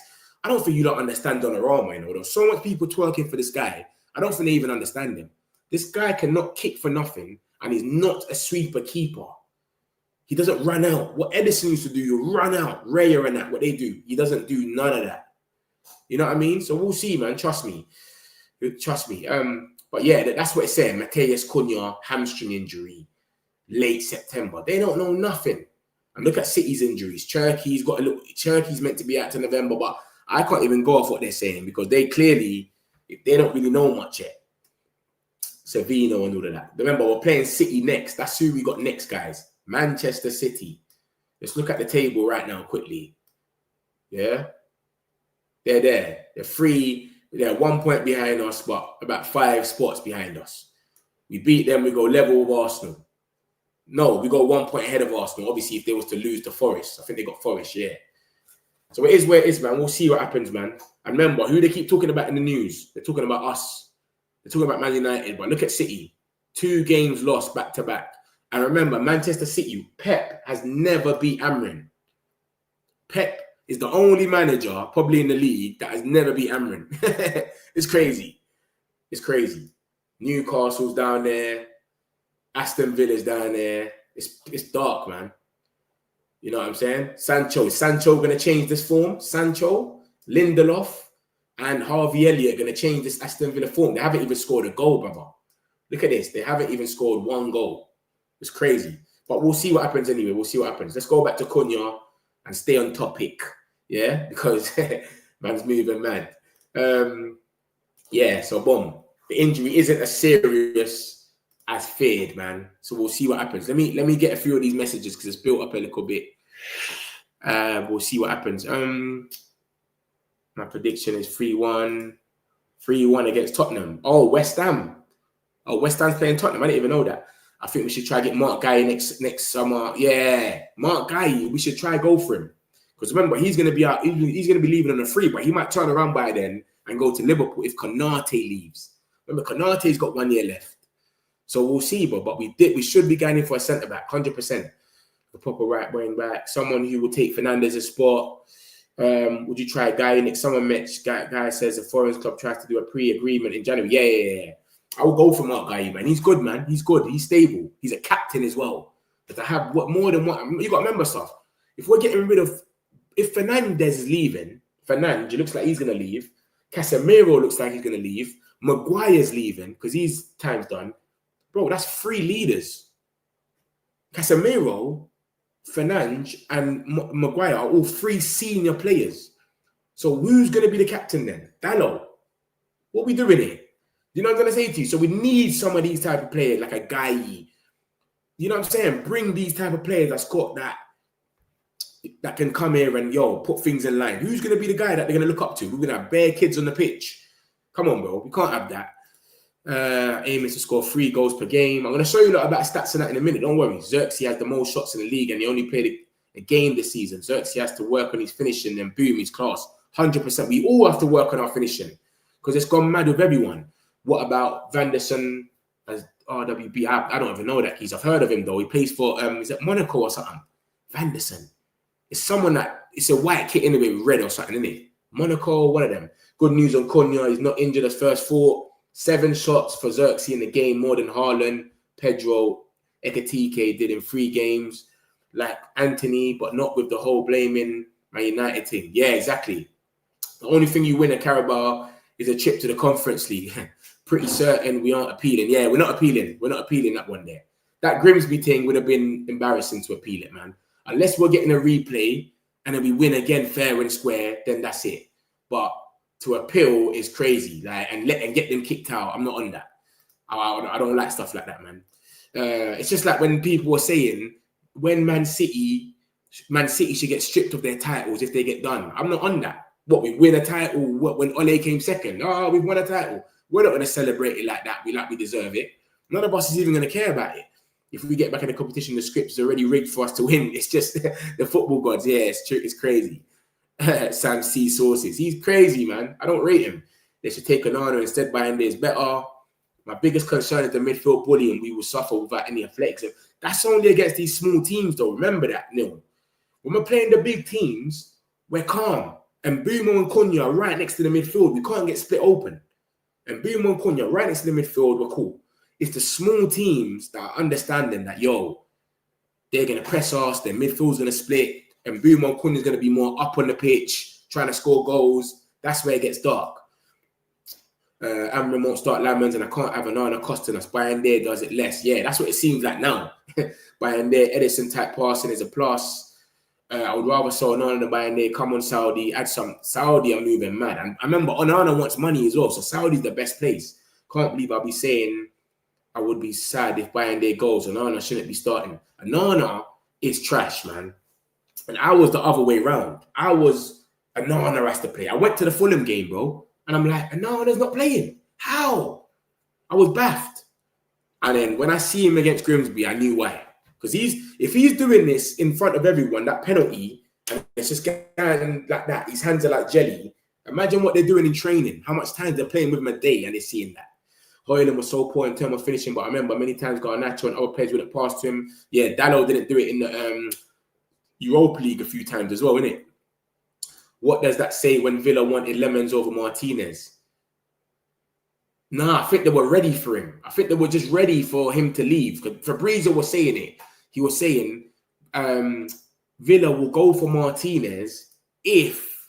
Sorry, I've gone mad. Villa, I'm tired, man. It's getting late. Villa will go for Lammens if Martinez leaves. That's what he was saying. So that's what I think it is. I don't think it's a thing where they were going to replace, like, go and get Lammens and then Lammens can come and replace Martinez. No. Villa will I'll show you right now. Look at this. Look. Understand, Aston Villa have made a formal approach with Royal Antwerp for Senne Lammens. He's the main option alongside Diego Costa in case Dibu Martinez ends up leaving the club. You see?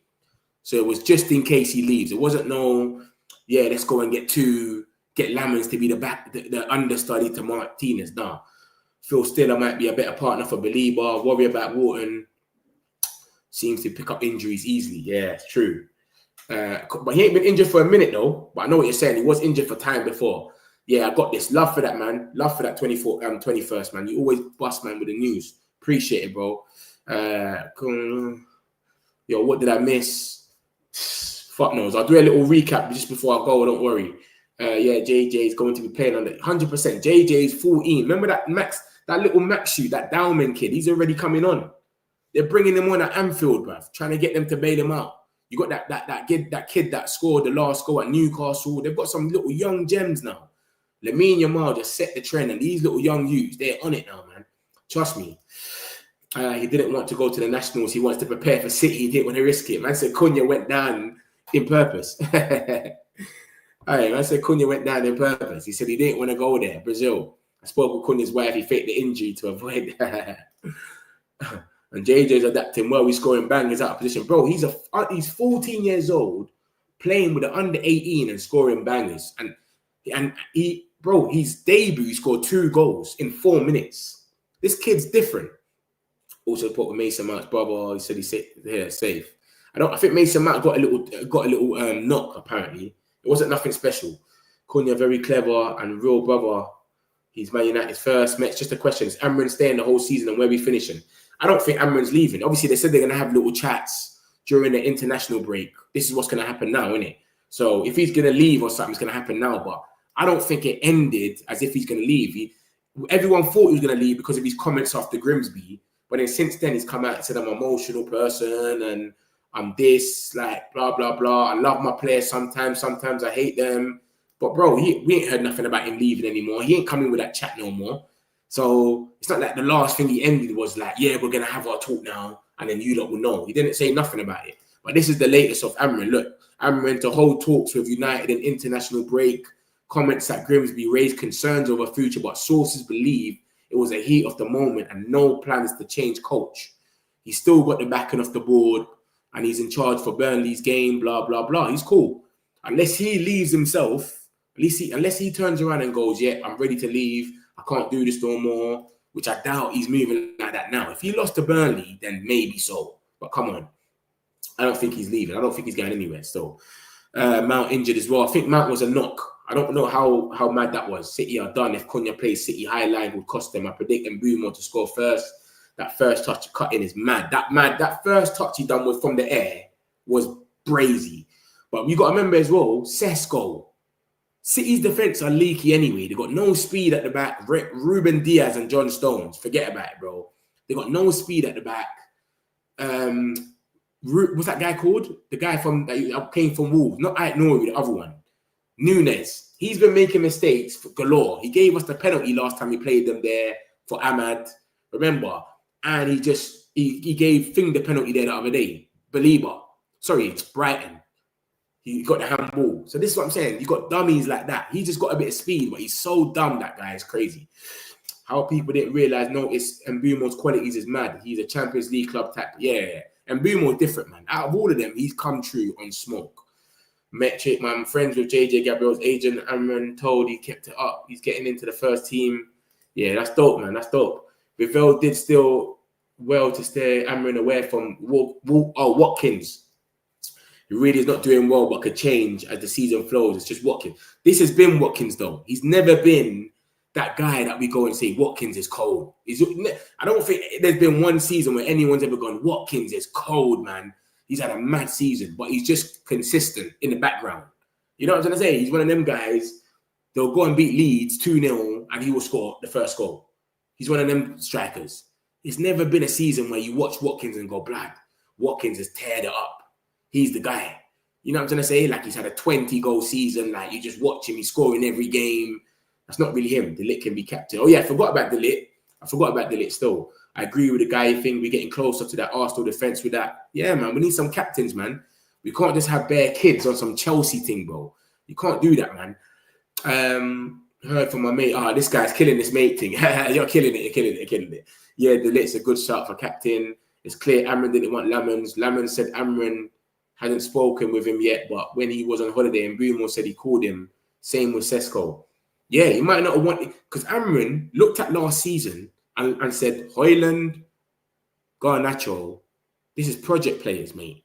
They're not scoring goals. We're missing bare chances, and we're still missing bare chances, but these guys need to click. They're new. These Hojlund and Garnacho played with themselves. That sounds mad, but they played as a team with Ten Hag. They were playing. So the fact that they were playing with Ten Hag, with Amorim, by that time, they've had a season or so together, you should know each other a bit more, and it wasn't happening.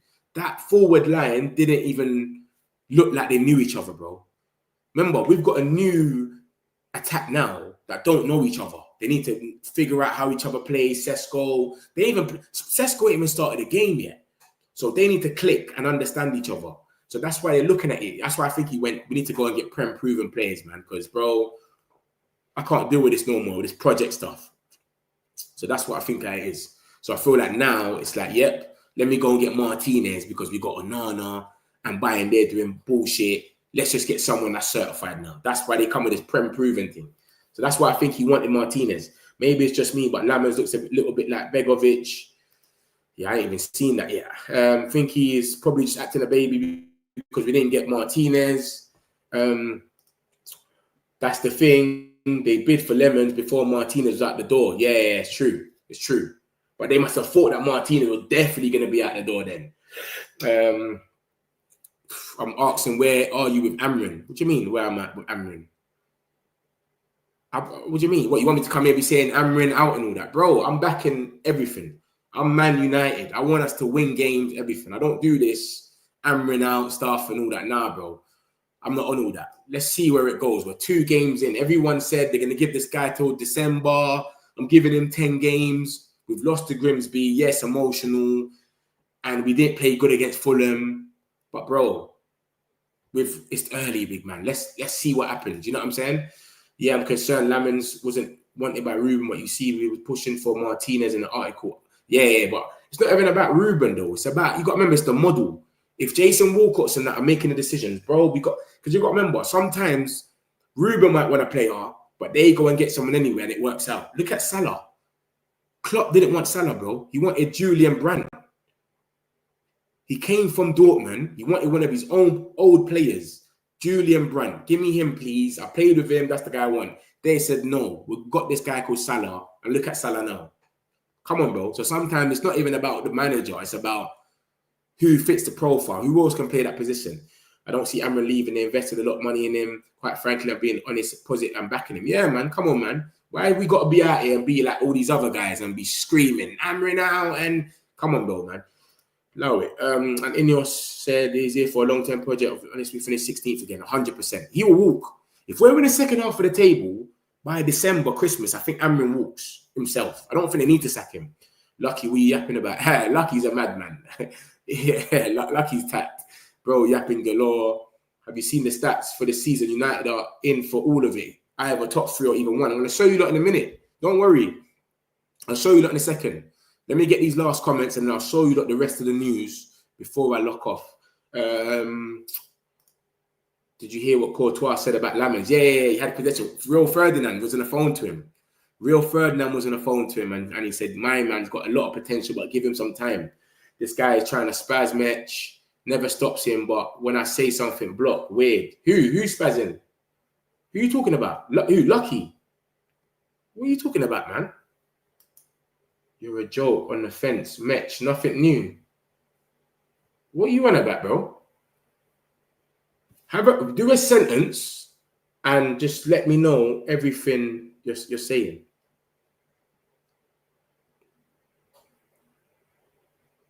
Lucky, nah, man. You're moving mad, man. You're moving mad. Loud Lucky, man. I care about players going goal. Lucky's tapped. Leave Lucky, man. Lucky just gets into it and just talks by himself. Let Lucky have a conversation by himself. Lucky's a madman. But yeah, cool. This brother's bare jarring, blocking him. You are not Leverkusen. Who throws the manager into the river after 2 games? Exactly. This is what I'm saying, bro. Everyone just going mad. Amorim this and that. But let me show you some stuff anyway. Don't worry. I'm going to get into it. Let me show you some more stuff that we got here. So we got this about JJ anyway. He's going to be playing with the first team soon. Big up JJ. Lammens is the new 31.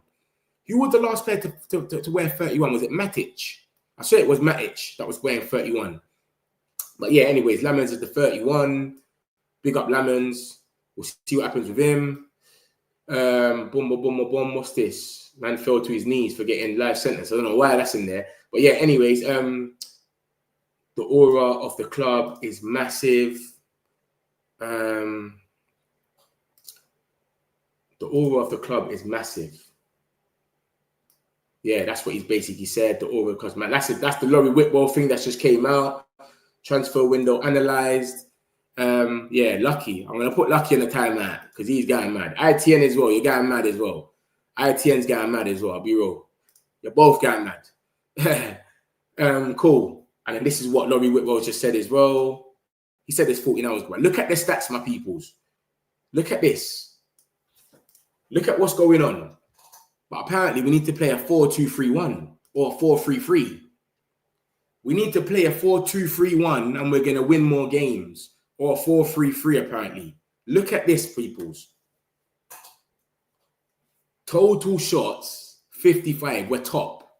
And this is on the Premier League website, in case you don't think it's been made up. Premier League website has got the same thing. So this is what's going on. Total shots, expected goals, shots on target. We're in every single list, bro. Touches in the opposition box. We just need to be more clinical. And like I'm saying to you lot, Sesko hasn't even started yet, bro. Let the boy Sesko start. Let them gel. And then we need to start scoring goals. We've got the most expected goals. So we're doing so much chances that, come on, man. We just need to be a little bit more better and more clinical. If we get clinical, half of the games we're winning. Everyone knows we should have won that Arsenal game. Fulham, we could have been winning. We could have been out of sight by half time. So this is what we need to stop doing now. And sitting there and saying we could have been this, we could have been this. We actually have to put it in perspective now. Do you know what I'm saying to you? Because what is the point? We're doing too much, man. But this is what people are saying. Change it to a 4-3-3, a 3-2, a 4-3-2-1, because blah blah blah. This is what's going on. So it's crazy, man. It's crazy. Yeah, let me show you a lot more. Like, what's this now? Expected goals. Save. Look at this, because people think that's fake. Let me change it. What's this now? People might think this is fake, yeah? Let me show them what's going on here. Look at this. Expected goals. Man United, 6.78. Chelsea's next. West Ham is 10th. Arsenal's in there. Liverpool even got an expected goals. They're not even in this list. They're not even top, and they're top of the league. What's next? What should we look at next? What else is in that list there? Duels 1, set piece goals, tackles 1, total passes, penalty save, interceptions, offsides, hit woodwork, successful long balls, total shots. Let's look at the shots.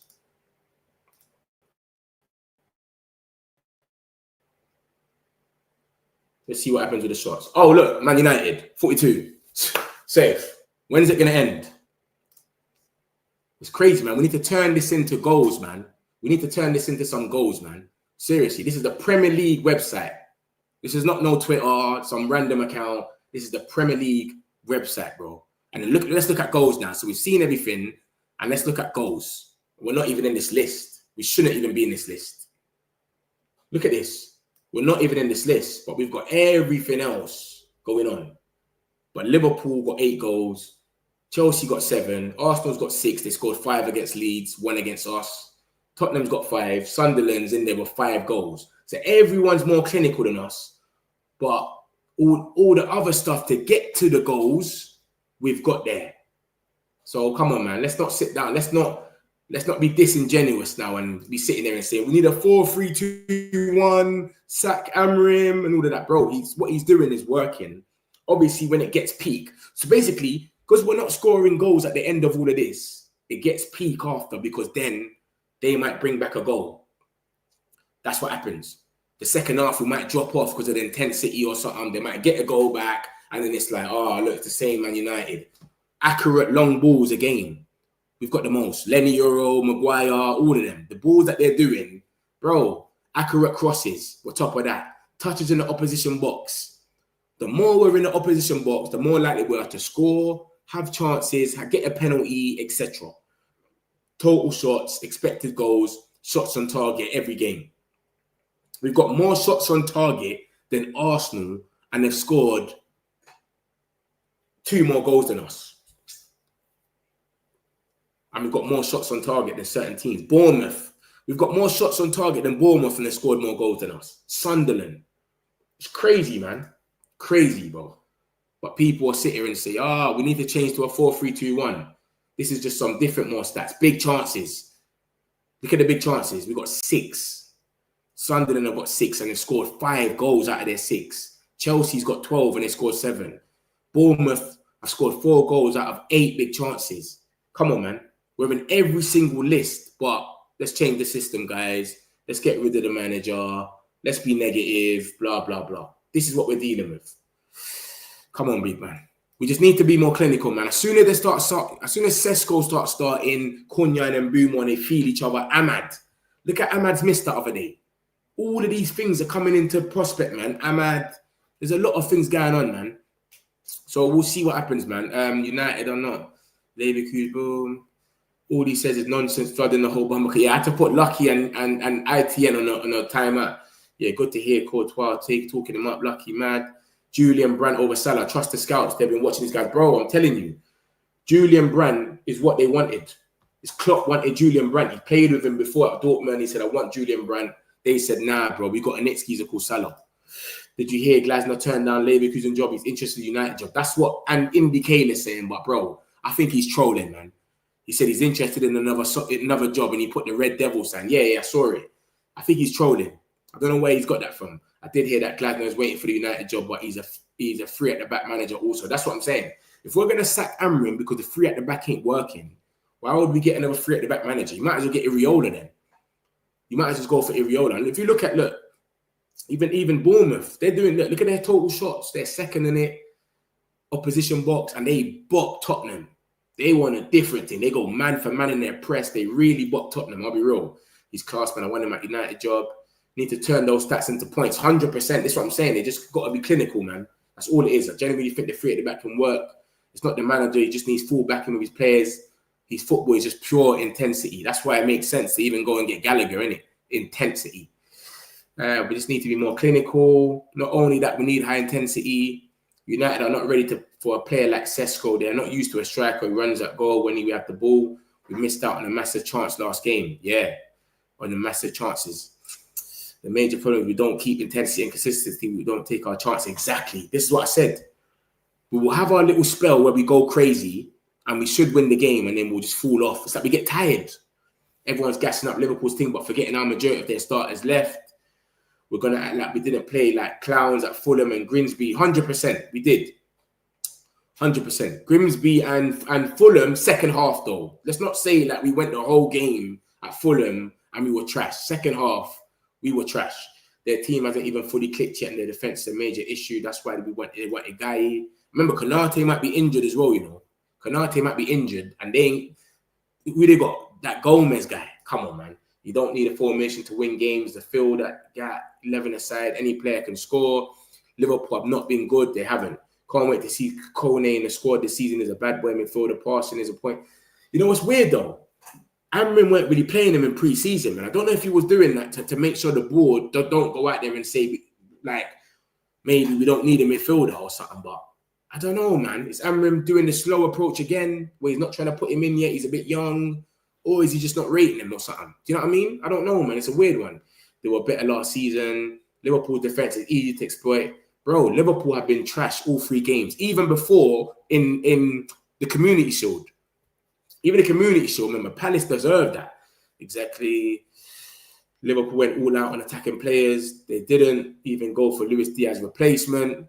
Remember, my man's gone now as well. Harvey Elliott's left as well. Even Salah is not at his peak anymore, and he's declining. Diaz is a massive loss, and Jota as well. Bro, I think Liverpool they've done well, isn't it? That's what champions do. Yeah, look, this is what Cunha's just put out. Look at this, 4 minutes ago. What an incredible environment. It's great to be here. I'll be back soon. Always with a joy and gratitude. And he's just got himself. So, yeah. So he's letting it be known he's injured. But he's saying he's going to be back soon. So, yeah. Hopefully, man. Hopefully. Obviously, as you can see at the bottom one, Sully's just come out and said that the injury isn't serious as first feared after initial scans. Cunha did some light upper body gym work today. United have agreed for him to stay and recover and carry an extent or exact type not known yet. So the fact that he's still even in training, obviously he's not training with the ball or nothing, so it's all upper. But the fact that you're even still there is like, that's positive, right? You know what I mean? So we'll see what happens with that, man. But yeah, he's just come out on Instagram and said a few words anyway. Big up the boy Cunha, man.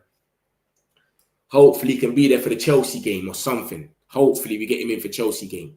You know what I mean? Maybe he misses the City game. We put Bruno in the 10 with Mbumo, Mainu and Ugarte in the back, or Casemiro, who knows? But then, yeah, Cunha comes back for things. Semenyo was just bullying defenders. Arsenal also could have won, but they played. Bro, they're just so negative.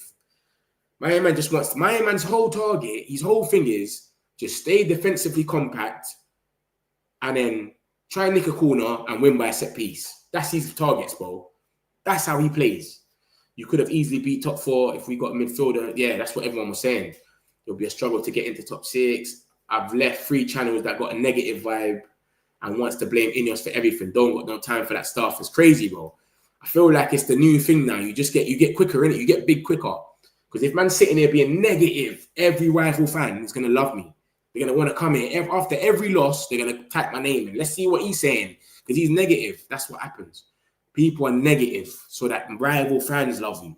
I don't care about no rival fans. I'm United out. Manchester United. Yeah? I reckon we can survive with the midfielders we have. We just need consistency to bury our chances. Mex, do you have any idea what we'll do in the January? Boy, we might go for a midfielder by then. It's been said that we're going to go for a midfielder next season because obviously January, everything's more expensive, innit? So we could. You never know. Or we could go for a little loan.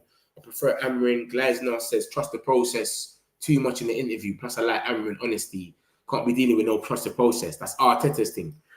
Goalkeeper's negative. He's saying a Windows 5 out of 10, not considering the bomb squad, and we've signed quality across the board for the first time.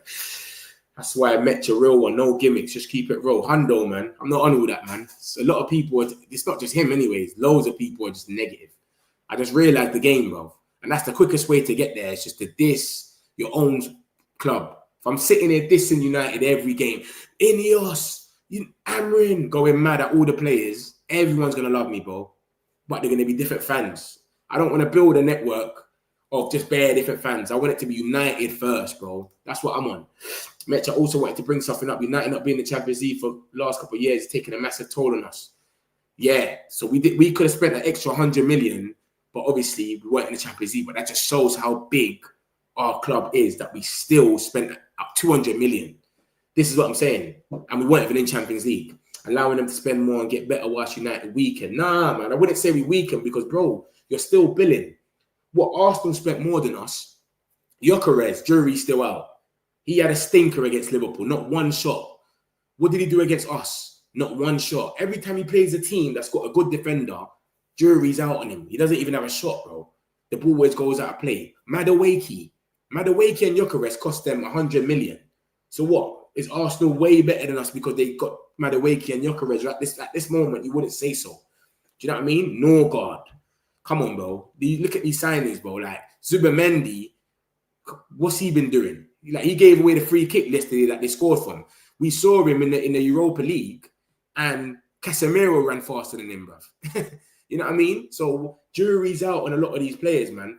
That's why I keep telling people, don't look at how much people they're buying. You got to look at the quality. That's why I rate Newcastle's approach. Until this summer, until this transfer window, I rated Newcastle's approach. Obviously, they've been dissed 100 times now that they've have to just panic buy and overpay. But before that, Newcastle were buying all these little gems, Livramento, Lewis Hall, Tonali.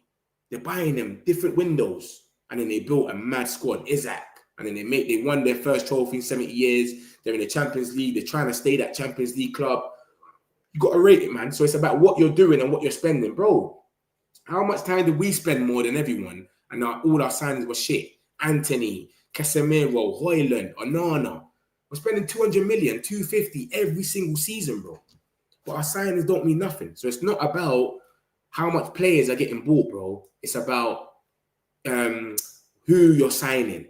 So we're building up our thing slowly. Next season, we'll get a midfielder. And probably a top centre-back, top midfielder. Ben Jacobs already said it. Who knows, bro? A top ring-back. If Amorim's still here, hopefully. Do you know what I mean? So we'll see. But that's how it's got to be, man. Bitch, I've been rubbish for years. He's milking United for every penny. Different. Peace and blessings. Big up yourself, RJ, man. We can make Champions League, man. Hopefully. United can potentially fall off if we stay like this. We'll keep declining while other clubs stronger. He's saying the same thing. And United won't be able to keep up. Bro, the only team that you can say has gone stronger is Liverpool. Because they got Isaac. But everyone else, Verts ain't done nothing yet. He ain't clicked yet. He ain't sussed out the league. Who else? Frimpong and Kirkaz is even looking a bit spooked. Madueke kind of had him on strings. You know what I mean? Like, so I don't know, man. I would say only Liverpool because of Isaac. But Man City look worse. What are we doing? They look like the same Man City. They look better going forward, but going back, they look exactly the same, bro. Do you know what I'm trying to say to you? So Arsenal ain't really done nothing mad. They're playing worse of football than last season, but they're just nicking games. They were playing rubbish against Leeds until the first goal, and then they battered them. So I don't know, man. I don't know. It's not about who's spending. And even Chelsea, bro. Chelsea have made Champions League, won the Club World Cup. You've gone out there and spent 90 million. Is it 90 million? Basically 100 million on Garnacho and Gittins for the left wing position. Are they? Come on, man. I don't think a lot of people have done smart signings, but it is what it is. We'll see in it. I want Semenyo as a wing back next season. He plays wing back for Bournemouth and defends decent too. Semenyo's cold, man. I didn't used to rate him because he used to blast the ball over. He used to miss so much chances. He used to remind me of Garnacho. But this season, the way he started against Liverpool and Tottenham, and he's cold. But yeah, he could play wing back. I don't think we'll fall off. We just need you to see from a different perspective. Right now, we are building for long term. Exactly. Everyone wants it to be like FIFA. Man are comparing us with Chelsea that sell hotels to themselves and women's teams, and they cook the books every minute and they sell academy players all the time. It's crazy, bro. You know what I'm saying? It's madness. That's what everyone wants us. Man came in there today comparing us with Chelsea. We can't be on Chelsea's level, bro. They sell the best. We can't chat to Chelsea, brother. They've even made a loss in this transfer window. They've sold so much players. They bought Action Jack for 30 million and sold him for 70 to Bayern. João Felix, they got it for 40 million. They sold him for 45 or something like that to Saudi. Like, the things they do is crazy. Chilwell, they sold him to Strasbourg, their own club. So if they can't get rid of a player, they'll just sell him to Strasbourg. Like, they do mad stuff, bro. They're buying players from Brighton and they're taking them to Strasbourg for 1 year and then they're going to go to Chelsea. Like, they're doing mad stuff, bro. The things that they're doing, it's just, we can never be on their level. They're just so booky, bro. 7-year contracts and that. They started all of that. We would not have got Champions League this year either. Yeah, it's crazy. Because Nice finished on top of us, innit? They finished, it's mad. I hope Jim sells Nice. They will cost us Champions League in the future. Metch in this YouTube community are like those FIFA hidden gems that are 65 rated. But in 2 seasons, they'll become 90 rated. Better than Mr. This fake agenda-driven content creators. Okay, I'm glazed now. I big up yourself 21st, man. Come on, man. Normal, man. I appreciate the love every time, man. I'm not on this joke thing. I tell you like that for free. I'm just keep it 100. We're going to get there in the end. We'll get there. If man want to add, man, like, subscribe. It is where it is. But, man, keep it 100. We just need time and patience. Amorim wants to really win titles and put us back on the map. We just need to trust the plan. And plus, I'm looking at other teams and they're looking kind of trash. Exactly. We played good football, but then we fell off. But if we just buried we buried a lot of our chances when we're playing the good footballs, we'll be in a different level. We could be top. With all the football we've been playing, Bruno Fernandes didn't miss that penalty. Cunha never missed them 2 chances and hit the post. Fulham, 3 points. Arsenal, look how much chances. 22 shots. Come on, man. We could be top right now. And everyone's saying Man United are looking scary. But it is what it is. It's part of the game, innit? It is what it is. Midfielders under 7 next season. We need to sign Semenyo. But that 70 million for a wing back is crazy, though. 70 million for a wing back is crazy. I know we can play in 2 different positions, but we got too much 10s at the moment. I did some crazy posts on X about why United will catch up very quickly when we get the new stadium. It's called Green Energy, and the club will save crazy money per match. Yeah, because Tottenham, they make £1 million every time Beyonce does a little concert over there. They make £1 million off anything.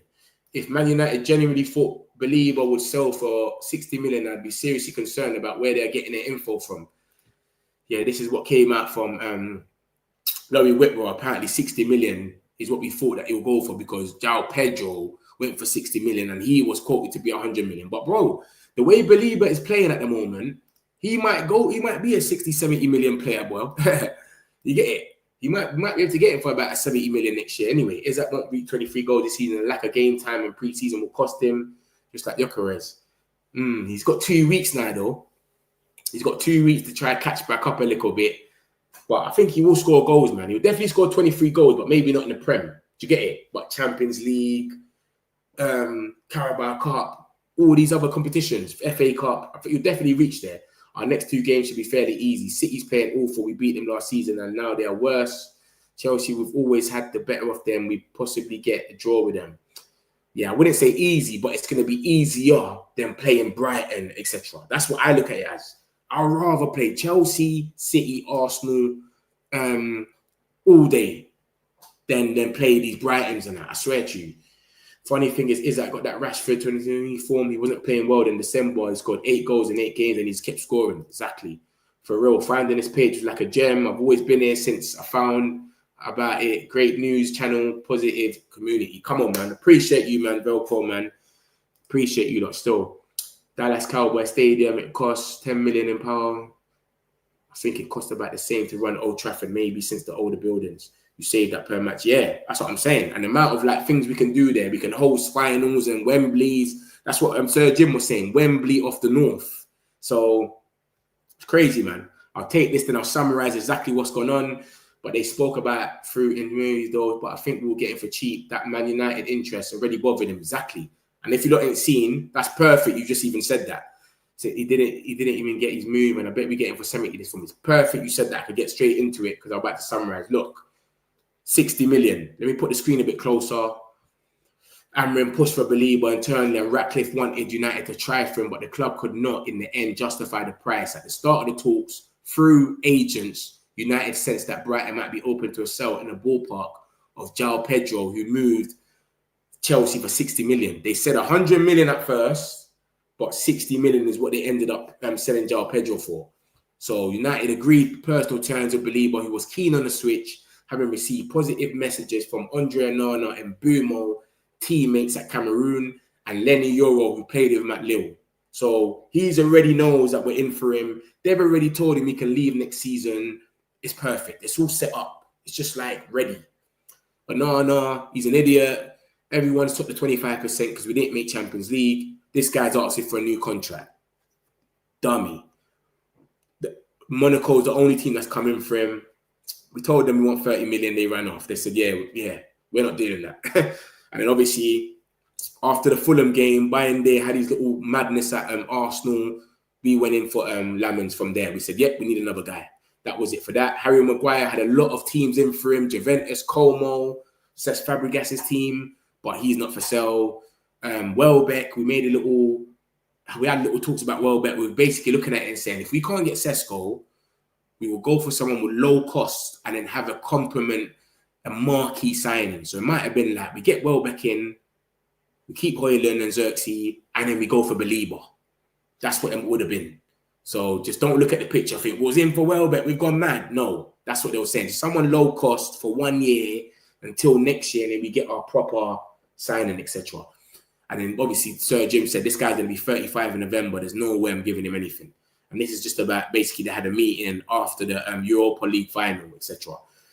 Then we had Emi Martinez spent transfer deadline day at Aston Villa's training ground, waiting for a call that never came. This guy tried to get the through ball from Lisandro Martinez, and we said, nah, big man, we want Lammens. But Ruben did want Emi Martinez a lot because he spoke to him in June, and he likes the way he's a World Cup winner. He likes his character and the way he moves. But obviously, in the end, we ended up going for Lammens. Hojlund felt like he was better than Sesko. That's why he didn't want to leave. That's why he was sitting there saying, nah, I don't want to leave because I'm better than this Sesko guy. That's the situation there. Semenyo was an alternative to Mbumo. So United held talks with Semenyo, but 70 million is what they wanted, which was crazy. Man United sources have never said that midfield was a priority because we've got loads of options there, apparently. So that's what they said. And then you've got Hojlund was heartbroken when he knew that his Old Trafford dream was over. Then we've got these guys, the new bomb squad, I'm calling them. And it basically says Bayindir and basically the Turkish window is still open and the Saudi window is still open. So there's September the 11th and September the 10th. It's still open. So anyone can go to Turkey. Gundogan went today. We got a here we go today for Gundogan. Anyone can go there. So Nana and Bayindir, Galatasaray, we're looking at them, but Galatasaray has now signed someone else. So now it's coming out. Sources are coming out and saying that Bayindir is meant to be going to a team in Turkey that's called Transopa or something like that. I can't remember the name. But yeah, that's what's going on now. So we'll see what happens, man, if it's true or anything. I don't know if there's any truth in it. It's from a source that's never broke the news like that before. But he's okay. But apparently Bayindir is meant to be going. Nothing about Onana leaving. But look at this. I don't know this geezer. I don't know why he's put bid. I think this geezer's jumping the gun. Let me show you like this. Look. I think this geezer's jumping the gun. I'll be real with you, lot. 10 million bid. Like, I think he's just jumping the gun. He's not even writing properly. That's a 10 billion bid for Man United NR2, number 2 goalkeeper, Laurie. Forget about it. I think he's jumping the gun, but forget him. He's not who I'm coming for. I'm coming for him, Paddy. And he said, that obviously Galatasaray has bought another goalkeeper from Trabzonspor, so they need to replace that goalkeeper, and it's a good chance they go for Bayindir. So that's the situation with Bayindir. And Malaysia, he could still go to one of these Saudi or Turkish clubs. This is all the business we kept up with. Let me take myself at the screen so you can see more. Sesko, Diego Leon, you could add him in there as well. I don't know. And then you got Lammens, Mbumo, Cunha. And these are the guys that all left. Do you understand? Obviously, Lindelof left a bit earlier, so you might not even add him in there, but he's on the thing. So that's the situation there. And then we had this. This is Baleba stuff from Ben Jacobs. I always have to keep this because a lot of people always come out with their own stories. You've got people putting Baleba in their thumbnails, telling you different nonsenses. This is what's been said from Ben Jacobs about Baleba. It's that we didn't bid. We knew it was going to be about 100 million. So all that 60 million talk is a bit of rubbish anyway. We knew it was going to be about 100 million package. And Brighton said, well, he's not for sale. Do not bid. So we didn't bid. We don't want to mess up the relationship. Because if there's one club we don't want to mess up a relationship with, everybody knows it's Brighton. They got guys coming out of their arse, bro. They're cooking in the lab every day. Wharton is one that we really like as well. But Crystal Palace ain't going to sell him. And you saw what they were done with Guy. So they're going to need a replacement. They're never going to do it. So that's the situation with that. And then we had this stuff about Ruben. Obviously, he's going to have talks now. It's the international break. So they're going to have talks with the hierarchy, Ineos, etc. And then we'll see what happens, man. So that's more or less it. That's happened. I had a few more stuff as well about all of this. This is the goals, etc. Man United is in the top of everything, mate. Accurate long balls, crosses, touches in the box, total shots, expected goals, shots on target. We're just not on top of the league or with goals. And that's what we need to change. Get some goals, we get up the league, and that's it. But this is a very good stat. There's more here as well, big chances, etc., etc. So, yeah, and then we had Lammens. He's just saying that the aura of the club is massive. He only had 10K, you know. He had 10,000 people, 10K following him. Now the guy's on like 100K or something. Let me show you that. Look at this guy's Instagram, how mad it went. Look at his Instagram. Let me show you that. MUFC put it up today. Did he take it off? But yeah, this guy had about 10K following him. And now he's on like 100 something K. So yeah, my peoples, man, that's more or less the news, man. That's it for today, man. I'll be back on tomorrow. Whatever comes out, I'm coming here with it per usual. And I'll be back on late night as well. So don't watch nothing. Make sure you smash the like if you haven't already. I'll see you lot all in the morning. Peace. Got some celebs, pull up local. You know we up next, pull up mofos. They don't be there on repeat, they're like, oh no. Where's the mix it up, let's take a photo now. Photo now. For now, I'm local. For now, preserve the beat, I'm more loud. I said I'm more loud.